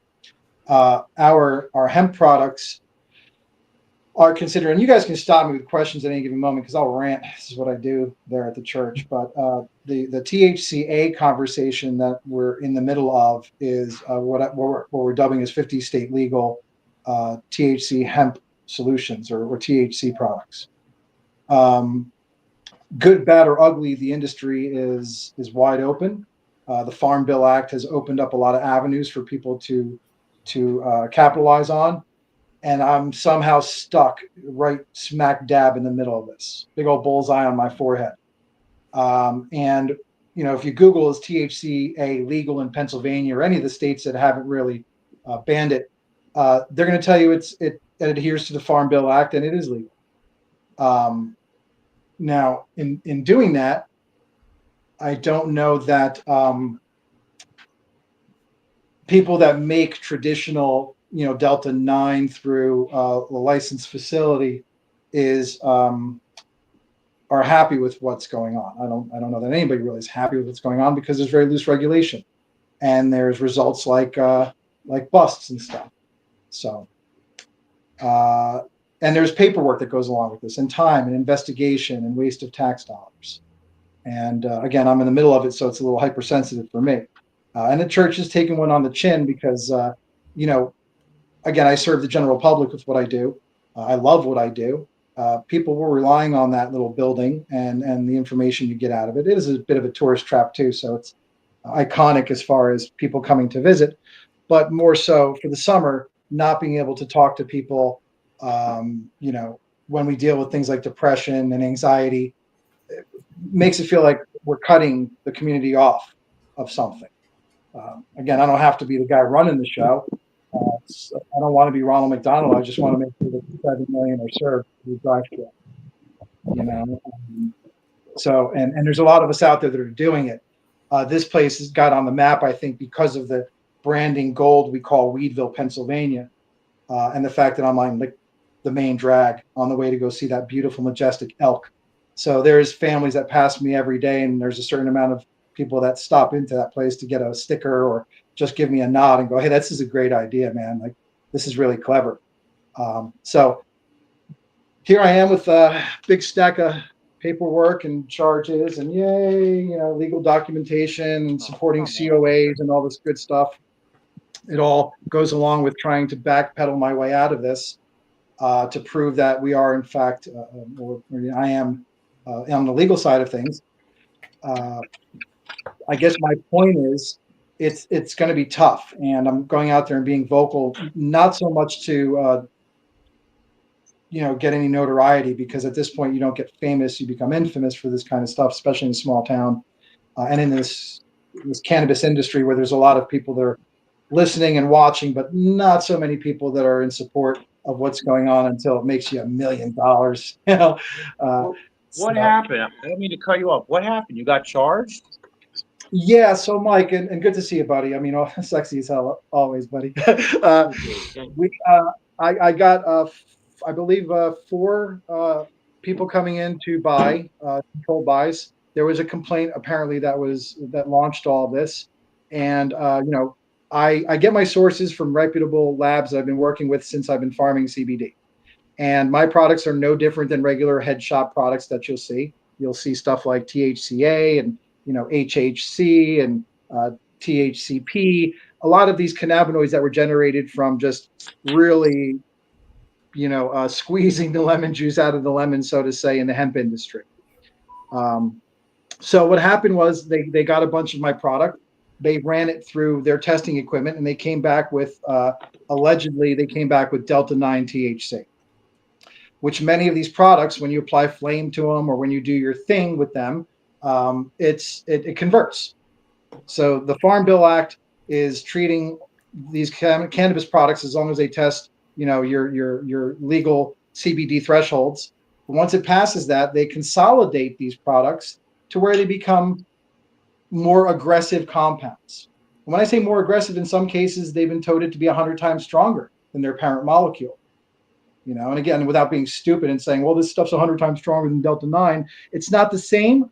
But when it's being sold to you on a menu board with your CBD guy, and he's like, well, you can get this CBN, and now you can get this THCV and this THCA, because it's all made in the same place, and it's all covered by the Farm Bill Act.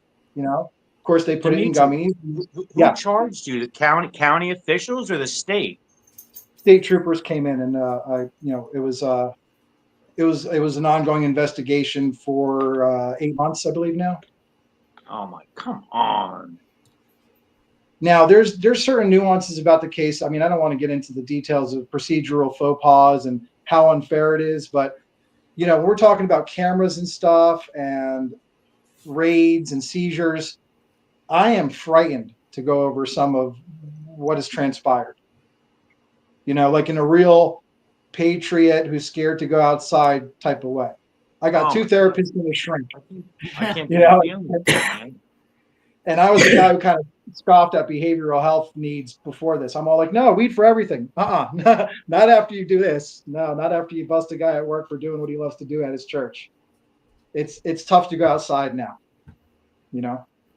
So, but I have to fight it. You know, there's no way that I could let something like this rest, because there's 2 shops that are within 20 miles of my shop that are doing exactly the same thing. You know, and dare I say, they may be of of not national descent. We'll say, you know, maybe they're not as Caucasian as I am. You know, maybe somebody will get sent back in that rate, you know, to where they came from, and that seems a little bit more un-American than just kicking me around. You know, these are all people trying to make a buck on the same street, and you know, understanding the state troopers are trying to do what they get paid to do. They're trying to keep the streets clean. You know, my problem is, how do you look at something?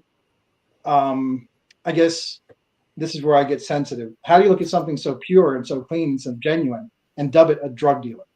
You know, this is the Schedule 1, Schedule 3 talk that we need to have. Really? I'm selling coke and heroin, guys? Really? I mean, I'm giving away Narcan. You know, it's what was it wasn't like those kind of like manufacturing charges, like kingpin charges kind of thing. To divulge what the radio said, or the internet, it's 24 charges of distribution, or they sent 56 items and then 24 came back of marijuana distribution. And also there was a set of decorative brass knuckles that were on my counter. They're charging me with a weapons charge for that one too. No. Oh my God. Wow. And you know, again, I wish I could get into the wow factor, guys, but I mean, when you have everything taken from you, including your rolling papers, your clean one hitters, been quantified as separate affidavit items, 347 books of like Easy Widers, 98 one hitters that they took out of the glass, the acrylic holder, and counted them, you know. So there was a lot of effort that was put in to try and prove that I'm something more than a guy who's devoting himself to the community. Bad business decision maker, okay. Greedy, you know, exploiter of a gray area, okay, fine, maybe, you know. But drug dealer, you know, behind a dumpster, make it a quick deal, slap your hand, you know, not when you're on Main Street in Weedville, you know. I've probably helped some of these people's family members. Somebody's grandma had some of the arthritis cream, you know, and somebody's grandfather had a gummy to chill out, you know, and it's when you have a town of 500 and you've seen just about everybody twice.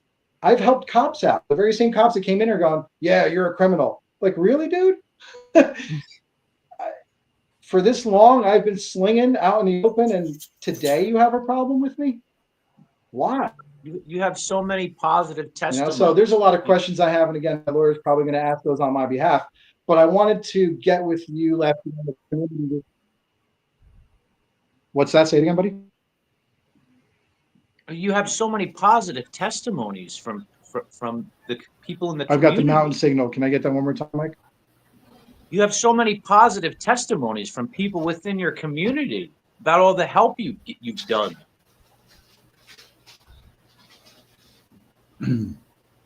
Well, it's coming from somebody down. So, like you say, the police are. Yeah, I get what you're saying. Doing their job. I could probably get a petition. Yeah. Where does it start? You know, I mean, who would it be that would have the inclination to make this an issue to this extent, like you say, with it? It's somewhere somebody's got to bug up their butt for some reason other than, you know, actually doing their job for things that are important, I guess. You know, I don't know what to say, but that's stunning, man. I'm really sorry to hear all this. Yeah, I am too. I mean, there's, you know, I can't say, hey, you know, we got you, or, you know, it's got to be, I mean, not only is it something that you shouldn't have to deal with, the fact that it's keeping you from doing the things you do that people have grown maybe a little accustomed to, knowing you're there and stuff. And I can only imagine how that makes you feel to be unavailable, compounding with everything. So, you know, may I say I'm glad you have a therapist and somebody else, like you say, like somebody that you need to talk to, because they're the person other people come to talk to, which is, it's this whole, it's hard for me to get my head around the wholeness of what you're talking about. I think I've only heard something that reminds me of this, but other than this is all. Guys, I hate brand new to me. Go ahead. You break it up. Oh, I'm not saying anything. I'm listening. I was going to say, I'm having the hardest time hearing you guys, and if there's any questions being posed my way, I apologize. Try refreshing. Try going Broadband out up and here is coming back. horrible. Understand we're in the mountains, and all 500 people are sharing the same signal. Oh. Yeah, Well, the that's why story I here. jumped off and jumped The back story on. I was here. having a hard time hearing. Want me to try calling back in? Yes. The story here says 46 charges of manufacturing with intent to deliver, intent to possess, controlled substance, and No use. bark. Police seized raw marijuana, Delta 8 THC gummies, Delta 9 gummies, THC wax. Oh boy. How long a period did those charges keep piling up? I mean, did they pick a number and say, let's keep it this long because it'll sound better and it'll work better? It just, it's, I mean, it almost sounds like, wow, what a day that was when you did all that. And it was done over a period of time. Ellie? This was an 8-month investigation. Yeah, I mean, I know Dimitri can't probably hear me, or maybe he can and he can't, say back, but this for everybody. Like, what the hell? How does that's like really setting somebody up in the worst way, I can't hear anything. Yeah, Dimitri, try logging back in. Yeah, jump off and jump back on. Yeah, hang on 1 second, guys. I Hey, apologize. Lefty, it's okay. It's okay, man. Hey, Lefty, it's not your fault. It's almost always your fault. It is always my fault. That's what Wayne would say. I gotta look for one little ray of light in this dark story. This concludes. No, our podcast. stop it, Wayne. It doesn't. No, stop it. Not yet, guys. All right, I think you can hear you better now. That's better. Yay, there we go. All right. Now I can't remember anything I said of substance I would repeat though. No, That's I the see. nature of the beast. I can play it back and get it. I saw 46 charges on this thing here. 46 charges. Yeah. How long a time did it take to accrue 46 charges? What time period was that over?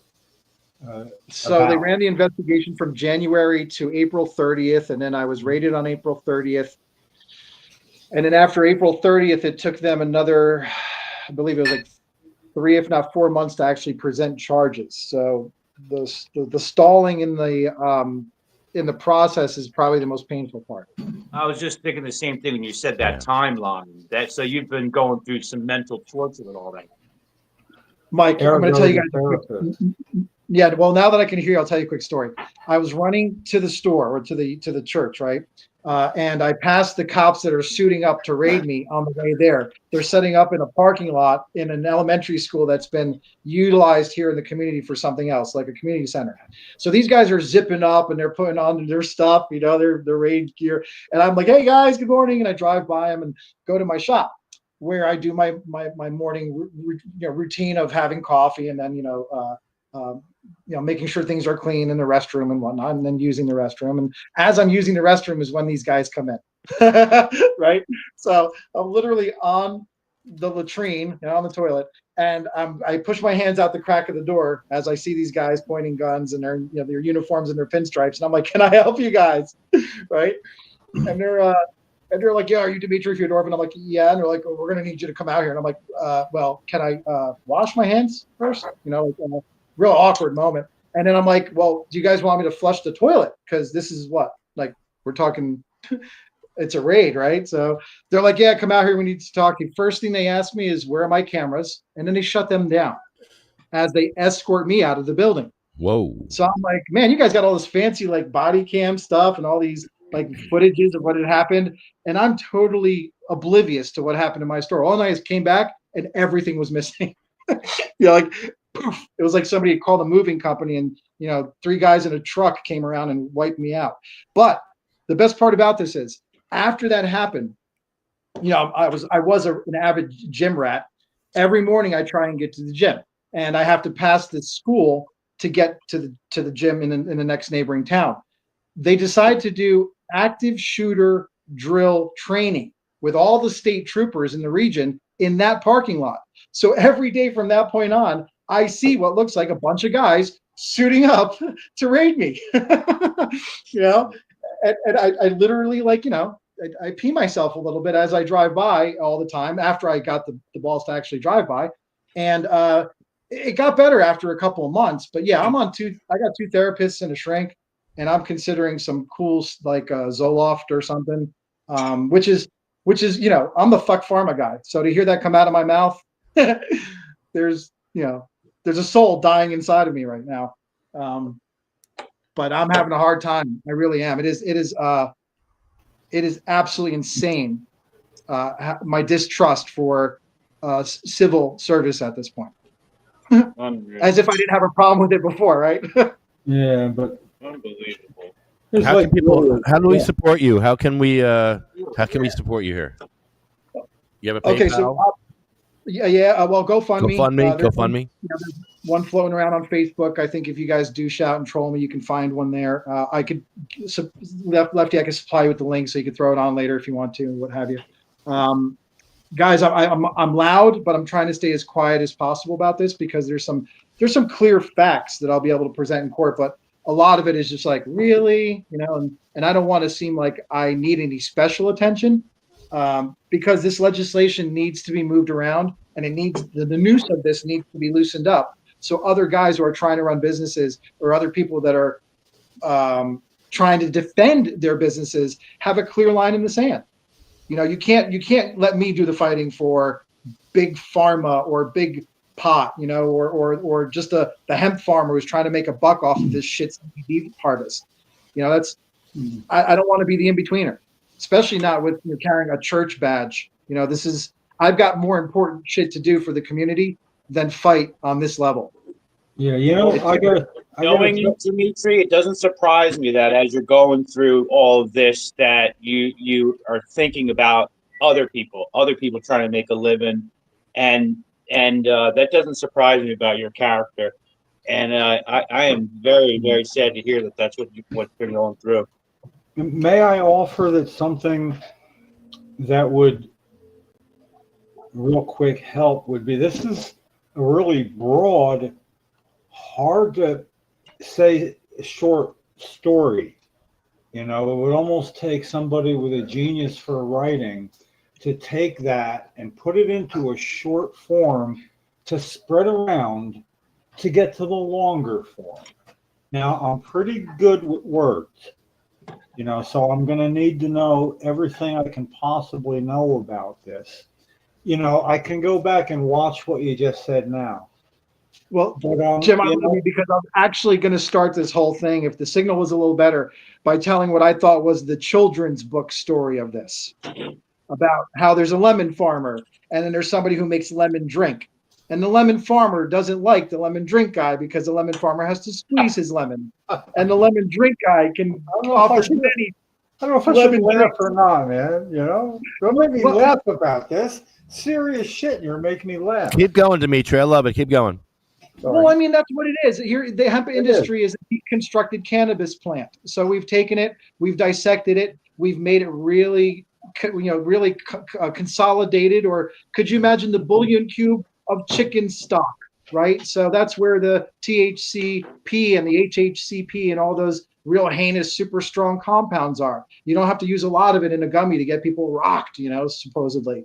But lemon drink is got a benefit They may be cheating according to the lemonade guys because they don't have to volumize their product. They don't take shelf space up. They could serve 240 cups at once, but there's no rules in the powdered lemon drink game. You can have as much of it as you want, man. You could add different flavors to it. And that must infuriate that poor little lemon farmer, man, because he's got to squeeze the shit and he's all about natural. But listen, guys, it's fucking citric acid, okay? It's citric acid, it's yellow, it's flavor, and that's what it is at the end of the day. I don't make lemonade. I'm not a lemonade farmer. I respect those guys. I love them to death. That's what got me in love with the plant and saved my life. Real, organic, natural fucking bud. But you know what? Sorry. We're on a different playing field. Okay. I was a CBD, CBG guy. I've been doing this for years on Facebook, man. 4,000 plants by hand. That's the first time I met the state troopers. They came out and they were like, "You're growing weed." I'm like, "No, I'm not, man. I got CBG in the dirt." Sorry, guys. I was like, I'm in Weedville. Who the fuck in their right mind would do this in the middle of Weedville out in the open? 4 acres, staggered. What? And this is the second time I'm like, what? I thought we were good. But you know what? God bless them for their check and balance system. You know, like I'm not good. Maybe I turned bad. You know, maybe I got jaded. Maybe the dark side got to me. You know, maybe I'm the Darth Vader of cannabis. I don't know. We're going to find out, right? So we're leaving it up to the judge. But this is so interesting on a level that somehow, okay, whatever after the fact is, somebody's going to say, what a great story this is. But it's already destined to become, and it could be a Greek tragedy, great story. I'm not saying we're all going to be smiling, but maybe we will. You know, you don't know. But shouldn't somebody want to chronicle it? I'm getting pretty high. I got to tell you, chronicleize? No, it's like slow motion in my head. It's not a fucking word game, chronicleize. Anyway, but the fact that it hasn't happened yet, it's like it is a story that people should know while it's happening, not after the fact. There, that's the short part. That's the short part right there. And I apologize if you've already mentioned this, but when did the charges get brought? I know you said there was a big wait since the April raid, but when did you get the charges? Just recently? Yeah, I was arraigned last week. Oh, shit. Yeah. Jim, you're a wonderful leader, man. You were my partner from birth here. I could feel it. Yeah, no, the story is sweeter than the soil. I've been saying that since I built this stupid machine. And when I say stupid machine, prior to 2018, I was a salesman from New Jersey. This shit is all what I consider divine intervention. The Church of Cannabis Sativa, which by the way was started in Asbury Park as an epiphany in a basement in a music studio art house. Like I had no idea I would be doing this shit in a place called Weedville. I was just trying to feed the hood with the medicines they needed. I was trying to give, I was trying to honestly get next to like the train station, give away free weed. That's how we started. We were going to Tent City and donating like propane and collecting coats, me and Vince and shit. Like no idea I'd be here doing this circus act. And now that I got the red shoes and the nose, and it's literally, I mean, I've created the Facebook persona so that it could be documented. You know, I was very intimate with everybody all the time, and it's very uncomfortable for me to wave myself out there as the man baby that I am going through the traumas, but it's been documented, Jim. I mean, it's a horrible last 8 years, but every bit of it's been, part of this story. Almost like I'm an actor who can't get off the stage. It's all been documented. What's blowing me away? Seriously, I'm having a hard time wrapping my head around the fact that I can't wrap my head around this. I kind of know references. It's not like it's 98% out of nowhere. And I know I've gotten lazy over the past several years, and there's a lot of things going. How could I not know about this? How could I not know? Jim, I've been trying to know about this already. What the fuck? Okay, what the fuck? Ding, ding, ding me, Lefty. Go ahead. I could be wrong, but I mean, like you said, I know there's probably, like you're saying, other places around you that would be considered non-compliant, but it almost seems like it's not that they're going after the product, they're going after the persona. Like, why you? Who did this happen to anyone else? Mike, you know the answer to that, man. I know. And I wish there was something more that other people could do. Like, I hate that you're going through this, man. I mean, it's just, I don't. But that's what that is. Being singled out for something is okay as long as the result is positive. Somebody's got to die to sell some tickets to this fucking movie, man. Like otherwise it's just not going to be interesting enough to watch. And today, when there's a mini series about every fart in every bathtub, okay, you got to be a little bit out of the ordinary, man. Right now, the fact that I didn't know about it tells me there's a reason that people don't know about it. And what in my mind, okay, I'll throw it out there. It sticks. It doesn't matter. I walk out on limbs all the time, fall down, don't get hurt. I get another limb. I'm just saying that there needs to be a concise version of this that leads to a longer version and maybe even a third freaking step. No bell necessary. Ding, ding, ding. Yeah, because it is that story that's going on in front of people that they don't see. I mean, it's like when you are the real deal. Okay, I'm pointing at you. I guess I could do that. But you're the real deal, dude, and like that's what makes it so sad for me, because it's like you're so open and easy to see. You don't have to read you just have to listen to what you're saying. I got to read everybody. I got to read Lefty when he says stuff. I don't have to read Mikey so much, but it's sort of like I like to troll Jim. Yeah, it's just that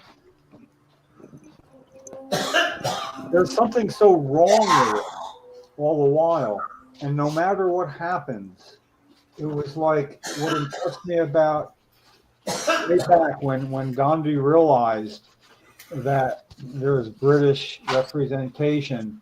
All he's got to do is like march up to him, because there was something called newsreels. Yeah, newsreels. That's how we found out about Babe Ruth's home runs and shit like that. There was newsreels. Well, there was newsreels, and they were interested in what was going on. And he knew if he did that and they got the shit beat out of him, it would be in people's homes.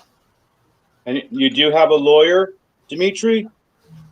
Yeah, I was going to represent myself. Oh, no.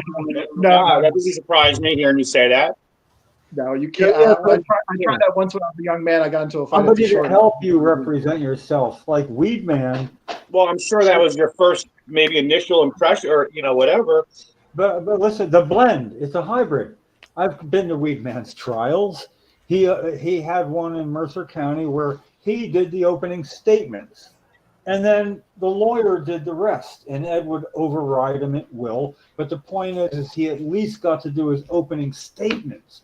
So a hybrid would be a lawyer that could see the value in you, being you, letting the jury hear you do your opening statements, and you get to help close, I think. I'm not sure how that worked out, but it was probably what you're saying, Jim, because I can't imagine in that courtroom that anyone would be more informed on what's going on besides you, not just even what's going on with your own situation, but the products at hand, the legality of everything.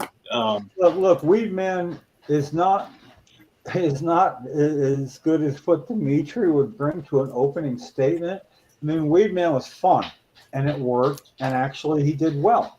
But the point is to open and then let a lawyer build on that. I mean, Weed Man, it was cool. Okay, yes, I can smoke 2 pounds of pot. Look, here I went. I got like 30 things of toilet paper. I buy in bulk I could. And then he went out and he smoked pot in the parking lot, daring people to get him arrested to prove his point. I thought, freaking brilliant, ballsy, brilliant. I was asked by the police to go out and tell him not to smoke by his van, and I said, I know why. You don't want to bolster his case, It's like really weird. But the point is what was impressive is Ed Weedman got to do it his way, and it did have a positive effect, in my opinion, watching what I could watch. And I'm just saying, I need to know exactly what the hell's going on and how's the best way to make sure I have access to everything, I might be able to, how do I do this? I don't know. I mean, I'm 73, so I know how to use things. I don't know why they work sometimes, but this is I feel like this is personal to me somehow, instantly. And people. Well, however you should feel. What I hate is you shouldn't feel that way, Jim. Not about this, but about anything. Shouldn't feel. No, you feel how you feel. It's an emotion. So what I do is I don't wrestle with the hows and whys because it wastes time from doing what I feel I should probably be doing. And this just feels, in spite of everything else that I got going on, there's something telling me that I need to somehow be involved here. Yeah, I'm humbled. That reaction is exactly the one I'm looking for, honestly. And I wasn't fishing for it. I'm hoping that, again, some of the truths that have been so blatant about what it is that I do. Yeah, look, I may not be a nice guy. I may have said some shitty things in the last decade or so. And hell, when I was in New Jersey, I was a real shark. A lot of the things that came out of my mouth were purposeful, maybe hurtful and specific. But as people grow and evolve, they change into different human beings, different kinds of animals. And this one has been very transparent. This phase in my life has been purposefully transparent. And I've been very respectful of my roots. I mean, you guys had very important legislation to deal with in New Jersey. I judged a contest or two. I showed up as a guest here and there as part of the movement. You did. Yeah, but I tried to do my circus act in Pennsylvania because I felt my foundation there was needed a little bit more, energy. And in New Jersey, there's so many people showing up for events and advocacy, and there were so many people helping out, and the ball had moved so much on your playing field that I needed to focus in Weedville. And that's kind of, I guess that circles back around to how you get so much attention in a small town and become such a nuisance. I really did focus on hashtagging Weedville and getting a lot of attention there. And understand nobody really wanted to share it, I assume. Well, first of all, Weedville sounds made up. It sounds fake. I mean, right off the back, there has to be some way. You know what? That's the attention grabber. No, it's Weedville. Did you name Weedville? I mean, is that your town? No, it's like that. It's what did I always I would go to Chester, Pennsylvania occasionally for a casino from where I'm in New Jersey, and we go by what the hell is it? It was like Route 420, I guess. And I thought, wouldn't it be cool to have in Pottsville? No, where's Pottsville? I mean, and now you're talking about with Dimitri. Are you aware of looking back with the timeline of who the people were, the customers that conducted these controlled buys? Which friend stabbed me in the back, in other words? Basically. No. It's mentally damaging to think that it was people. Here's the way I like to look at it. People run into snafus with the law all the time. And if the law gives somebody a chance to get out of this snare, a lot of people would take the opportunity to do so. And if all they have to do is just be a conduit of law and say, look, all you got to do is buy this stuff. I'm not asking you to arrest a guy. I'm not asking you to book him. I'm not asking you to wrestle him down and zip tie him or tase him. Just go buy this stuff like you normally would because you got caught with weed, and just, help us help the community. Hey, I would have fell for that. And I wanted to be a cop growing up. I wanted to be chivalrous and wear a uniform and help the community. I just didn't get an opportunity to. Life had different cards for me, So having said that, I have a deep respect for what they did and the people that they utilized to get the job done. Do I think it was a waste of their time? Of course. Obviously that's why I'm fighting my day in court. But I've said this on probably their body cams. I will have to repeat this in front of a police officer. My soliloquy and my speech that I tell my customers or my congregation or whoever comes in, I will have to repeat this in front of a judge. I make sure it's a rock solid speech. I'm a trained salesperson. Been that way for a long time. But I've got method in that. You don't know though. I don't know. No, factually, I have hunches of who it was, and you can tell a kid who's about to buy for control. His hand shakes like the leaves in autumn. Well, they're not comfortable being there. And Yeah, good. you like to think it's just an anxious kid, so when I say kid, young adult or what have you, but it's usually going to be somebody who just got busted. They're just fresh over 21. They don't want to lose their license or, something like that. They're green. They don't know their rights. Yeah, And, I hear you, Sarah. Yeah, I hear you. Yeah, but the problem is, even if you thought you did know, you had more. The worst thing you can do is be so sure of something and find out you're wrong later. So I'm real happy to hear the way you line that up. No matter how sure you think you are, if you really don't know, you can't. We lost risk. Wow, it's not. You just turned into. You look a lot like Liz. You jumped in and Dimitri just disappeared. It was like a magic trick. Lefty, what'd you do? Moved into some light. I can't. This is the most. How did I not know anything about this? What do you mean? What did I do? What the hell? This is Well, it was problems before. I got I'm saying all I need. Basically, there was. I locked up. I locked up right when he said the best part of the whole thing was. Well, just so you know, Dimitri, I don't know where you went, how you disappeared, but I'm back. Okay, but what happened on our end is you didn't disappear. Your box just changed into Liz. She came on at the exact same time something happened. There's a replay. We get to watch this, so you'll see what I'm talking about. That's not what I need to happen, especially now. It's all about me, Holy crap. Listen, I don't know how I'm going to be it's the fact that this isn't a fast-moving thing, whether that's fortunate or not.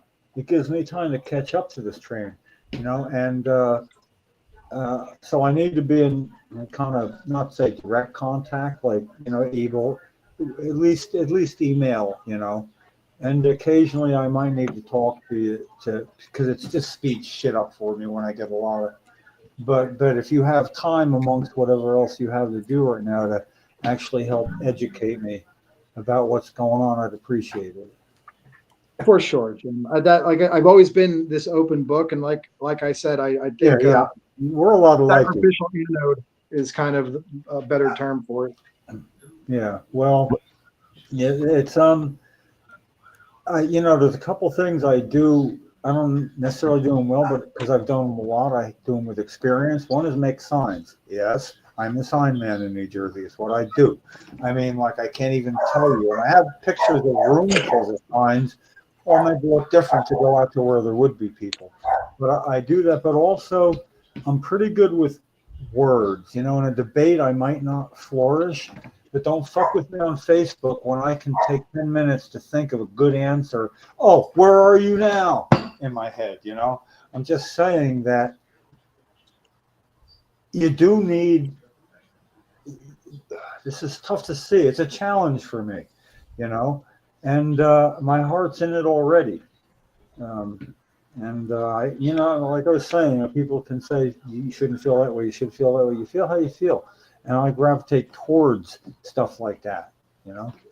So I'm not going to question why this feels personal to me. I don't know exactly. It doesn't matter. I think it would be. I don't want to look back and say, I think I could have been helped. I wish I was. Or I don't want to look back and see how it going and see all he needed was a little fucking ding, ding, ding, little fucking recognition at the right time. And I wasn't it. No. You have a court date? It's all bad. Fuck you. It's all about me. And I'm not risking this coming back to make me feel bad because I think maybe I could help. So, I have to.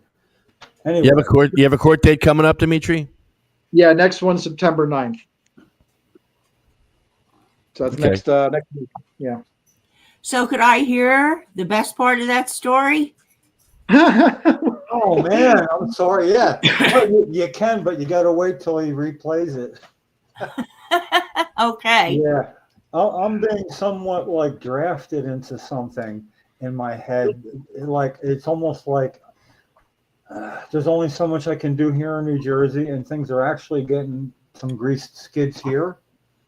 and I'm operating under for the first time, thinking I have stuck with it long enough in New Jersey that there's as I phrased it on Facebook, that there are people with grease we don't have to grease the skids towards getting the home girl for patients bill to a hearing, and after 4 years plus of a single man stopping a bill from being heard, first step, he could keep it from getting voted, but he's stopping it from being heard.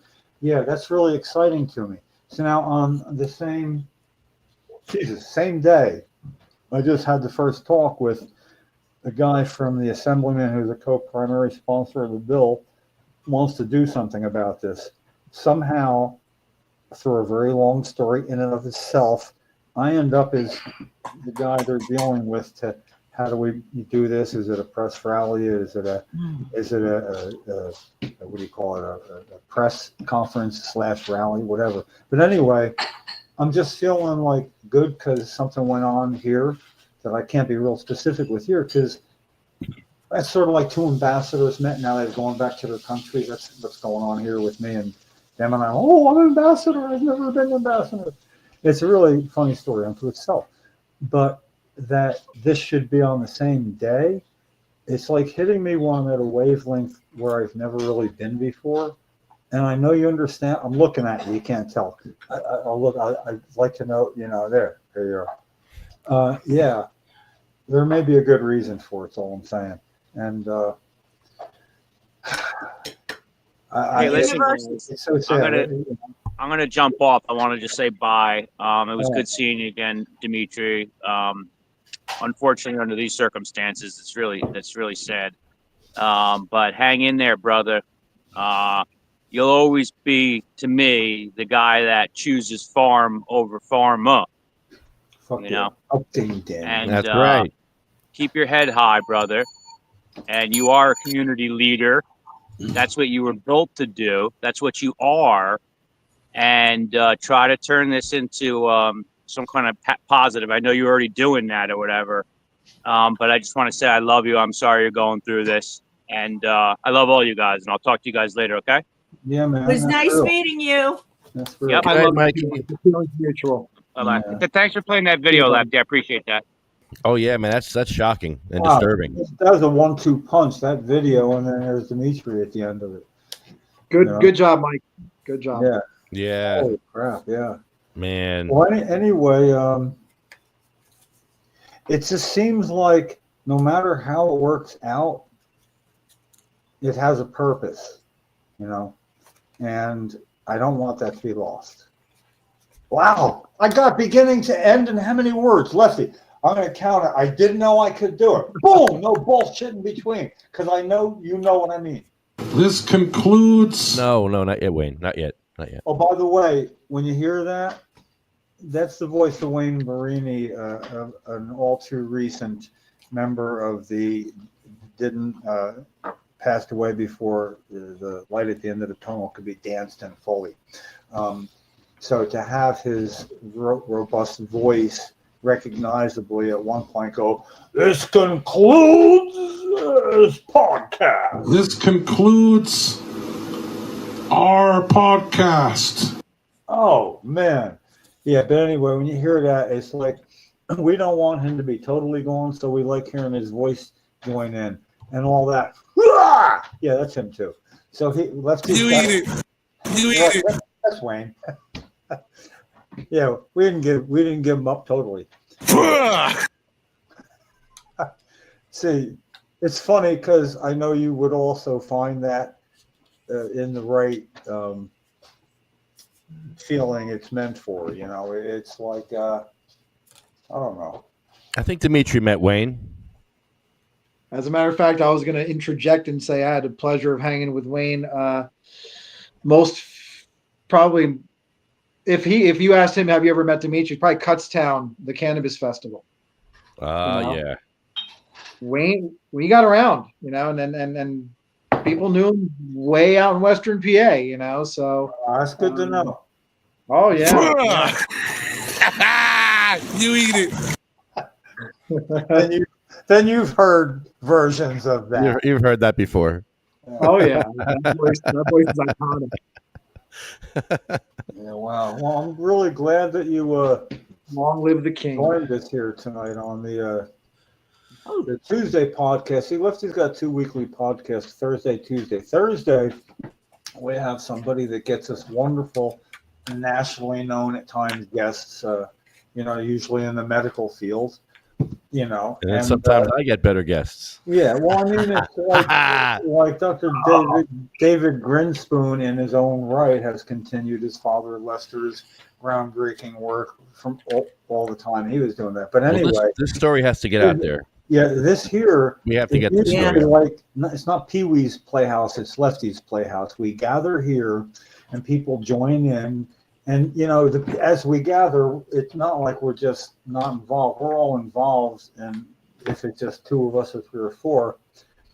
But tonight was a surprise, I mean, it was something with Mikey jumping in and bringing in Lefty, bringing that clip up. Dimitri, thank you. I feel a little more wind in my sails at this point because I was defeated, and it takes a lot out of you. So. Just having people from your home state supporting you and whatever, every little bit helps. It's even not about the money. Along that lines there, you already got a therapist and somebody else, whatever.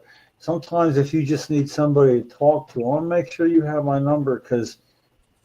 Yeah, I'm kind of long-winded myself. You said something about get going. If you got a question, just interrupt because I like to talk. I'm pretty sure I saw Lefty like almost acknowledge, like, yeah, all right, Jim would. But I want to be available, at least, and it's like old school. If I know I make sure you got my number, and whatever. By the way, my long-term email addresses, and everyone wants to write it down. Don't write it down. It's a license plate. POT for MS. 6 characters.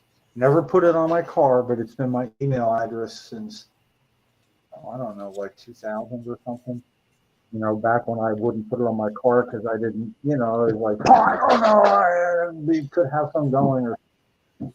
But anyway, the fact that I need to really have my head in this at close range to be able to, if I'm going to attempt to put some of this into words for people that are going, what's this about? And it needs to be done where the first thing sucks them in a little further, And anyway, even the short version, this is in case, I know you're froze, Dimitri, but I don't stop. I'll tell you one thing I have learned, and I have not been in this industry very long.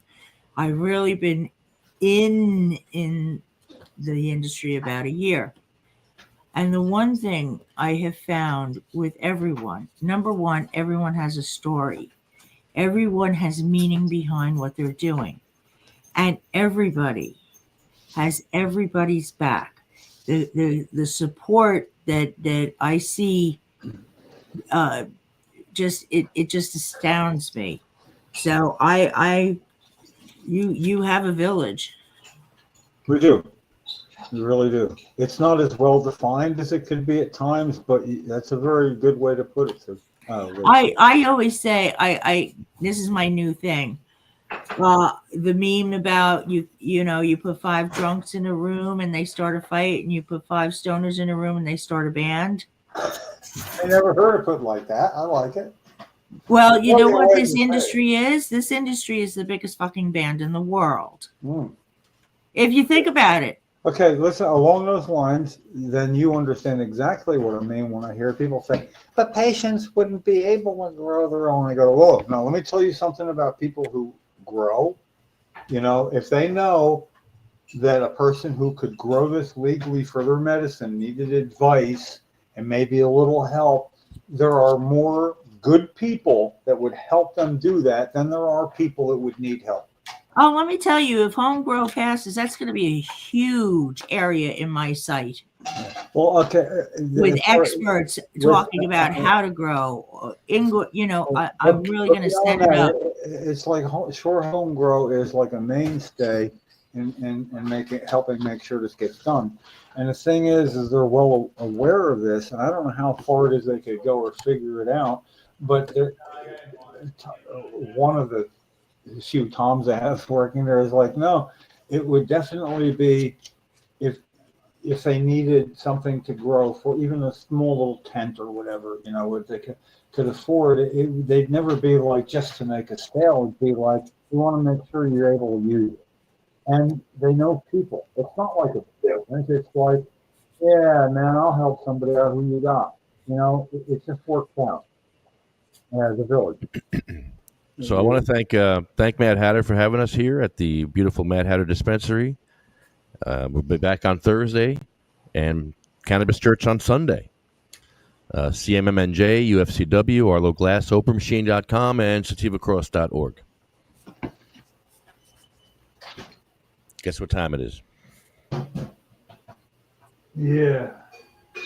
I'm having breakfast for dinner after this because I don't. I'm making pierogies. Yeah, because I don't eat breakfast. So, but the thing is, I do know what time it is, and I'm ready for it. Then, what do you got? I got Cheryl Miller, Sabina, Diane, Gracie, Cindy Mae, Marie, Jack, Joan, Randy, Polly, Bill, Chad, Jeremy, Colette, Matt, Troy, Russ, Roger, Jay, Ella, Hattie, Jackie, Anthony, Jake, Armando, Felicia, Lynn, Dan, Sean, Joyce, Lori, Frank, Brian, Flo, Carl, Thorne, Frank, Lorraine, Terry, Charlotte, Cher, Jaybird, Michael, Marley, Colette, Brendan, Red, Rico, Lou, Becky, Lawanda, Chip, Paul, Lisa, Marcus, Gary, Julia, Wayne, Waxy, and Jeff. That's tough, dude. That's a long ass list. Isn't it? Ooh. Hey, Liz. Liz is on here. You want to talk to Liz? Go ahead, grab that mic. Hey, Liz. How are you? Good. How are you? I told you I'm in a meeting. I'll call you back. Good. So, I'm trying. So I'm working on. How are we doing with the assisted living guys? I have 10 of them that I've reached out to. Trying to get to actually talk to a live person is my biggest challenge. But I'm actually thinking about just wandering into one of them and seeing, because I always have to leave voicemail. They're never in the building. No, they'll avoid it like the plague. But if you get one of anybody who's receptive, then what that's I'll all do we is need. Then I will take it from there. Yep. Yeah. That's all we need is the one. I went in a 10-mile radius as well. Perfect. They don't have to be next door. Not at all. So yeah, I expanded it to a nice 10-mile search, and I reached out to every single one of them. We got one in Edison, or a couple in Edison as well. Perfect. So I thank you. Yes, and I also need to text you. I have somebody who's a cook for you. Okay, text it to me. I'm here. Nice. Yes. So we might have some interesting news about this, Shaw. I hope so. We have to leave it quiet for a little while. All right, I hope so. It might be bigger than we all anticipated. Well, I love a good teaser like that. That's a good way to end the show, man. This concludes our podcast. Well placed. First time. Lefty hit that one out of the park, man. Wayne hit that one out of the park. See you next time. Awesome. They shall grow not old as we that are left grow old. Age shall not weary them, nor the years condemn. You're going down to the sun, and in the morning we will remember them. See ya.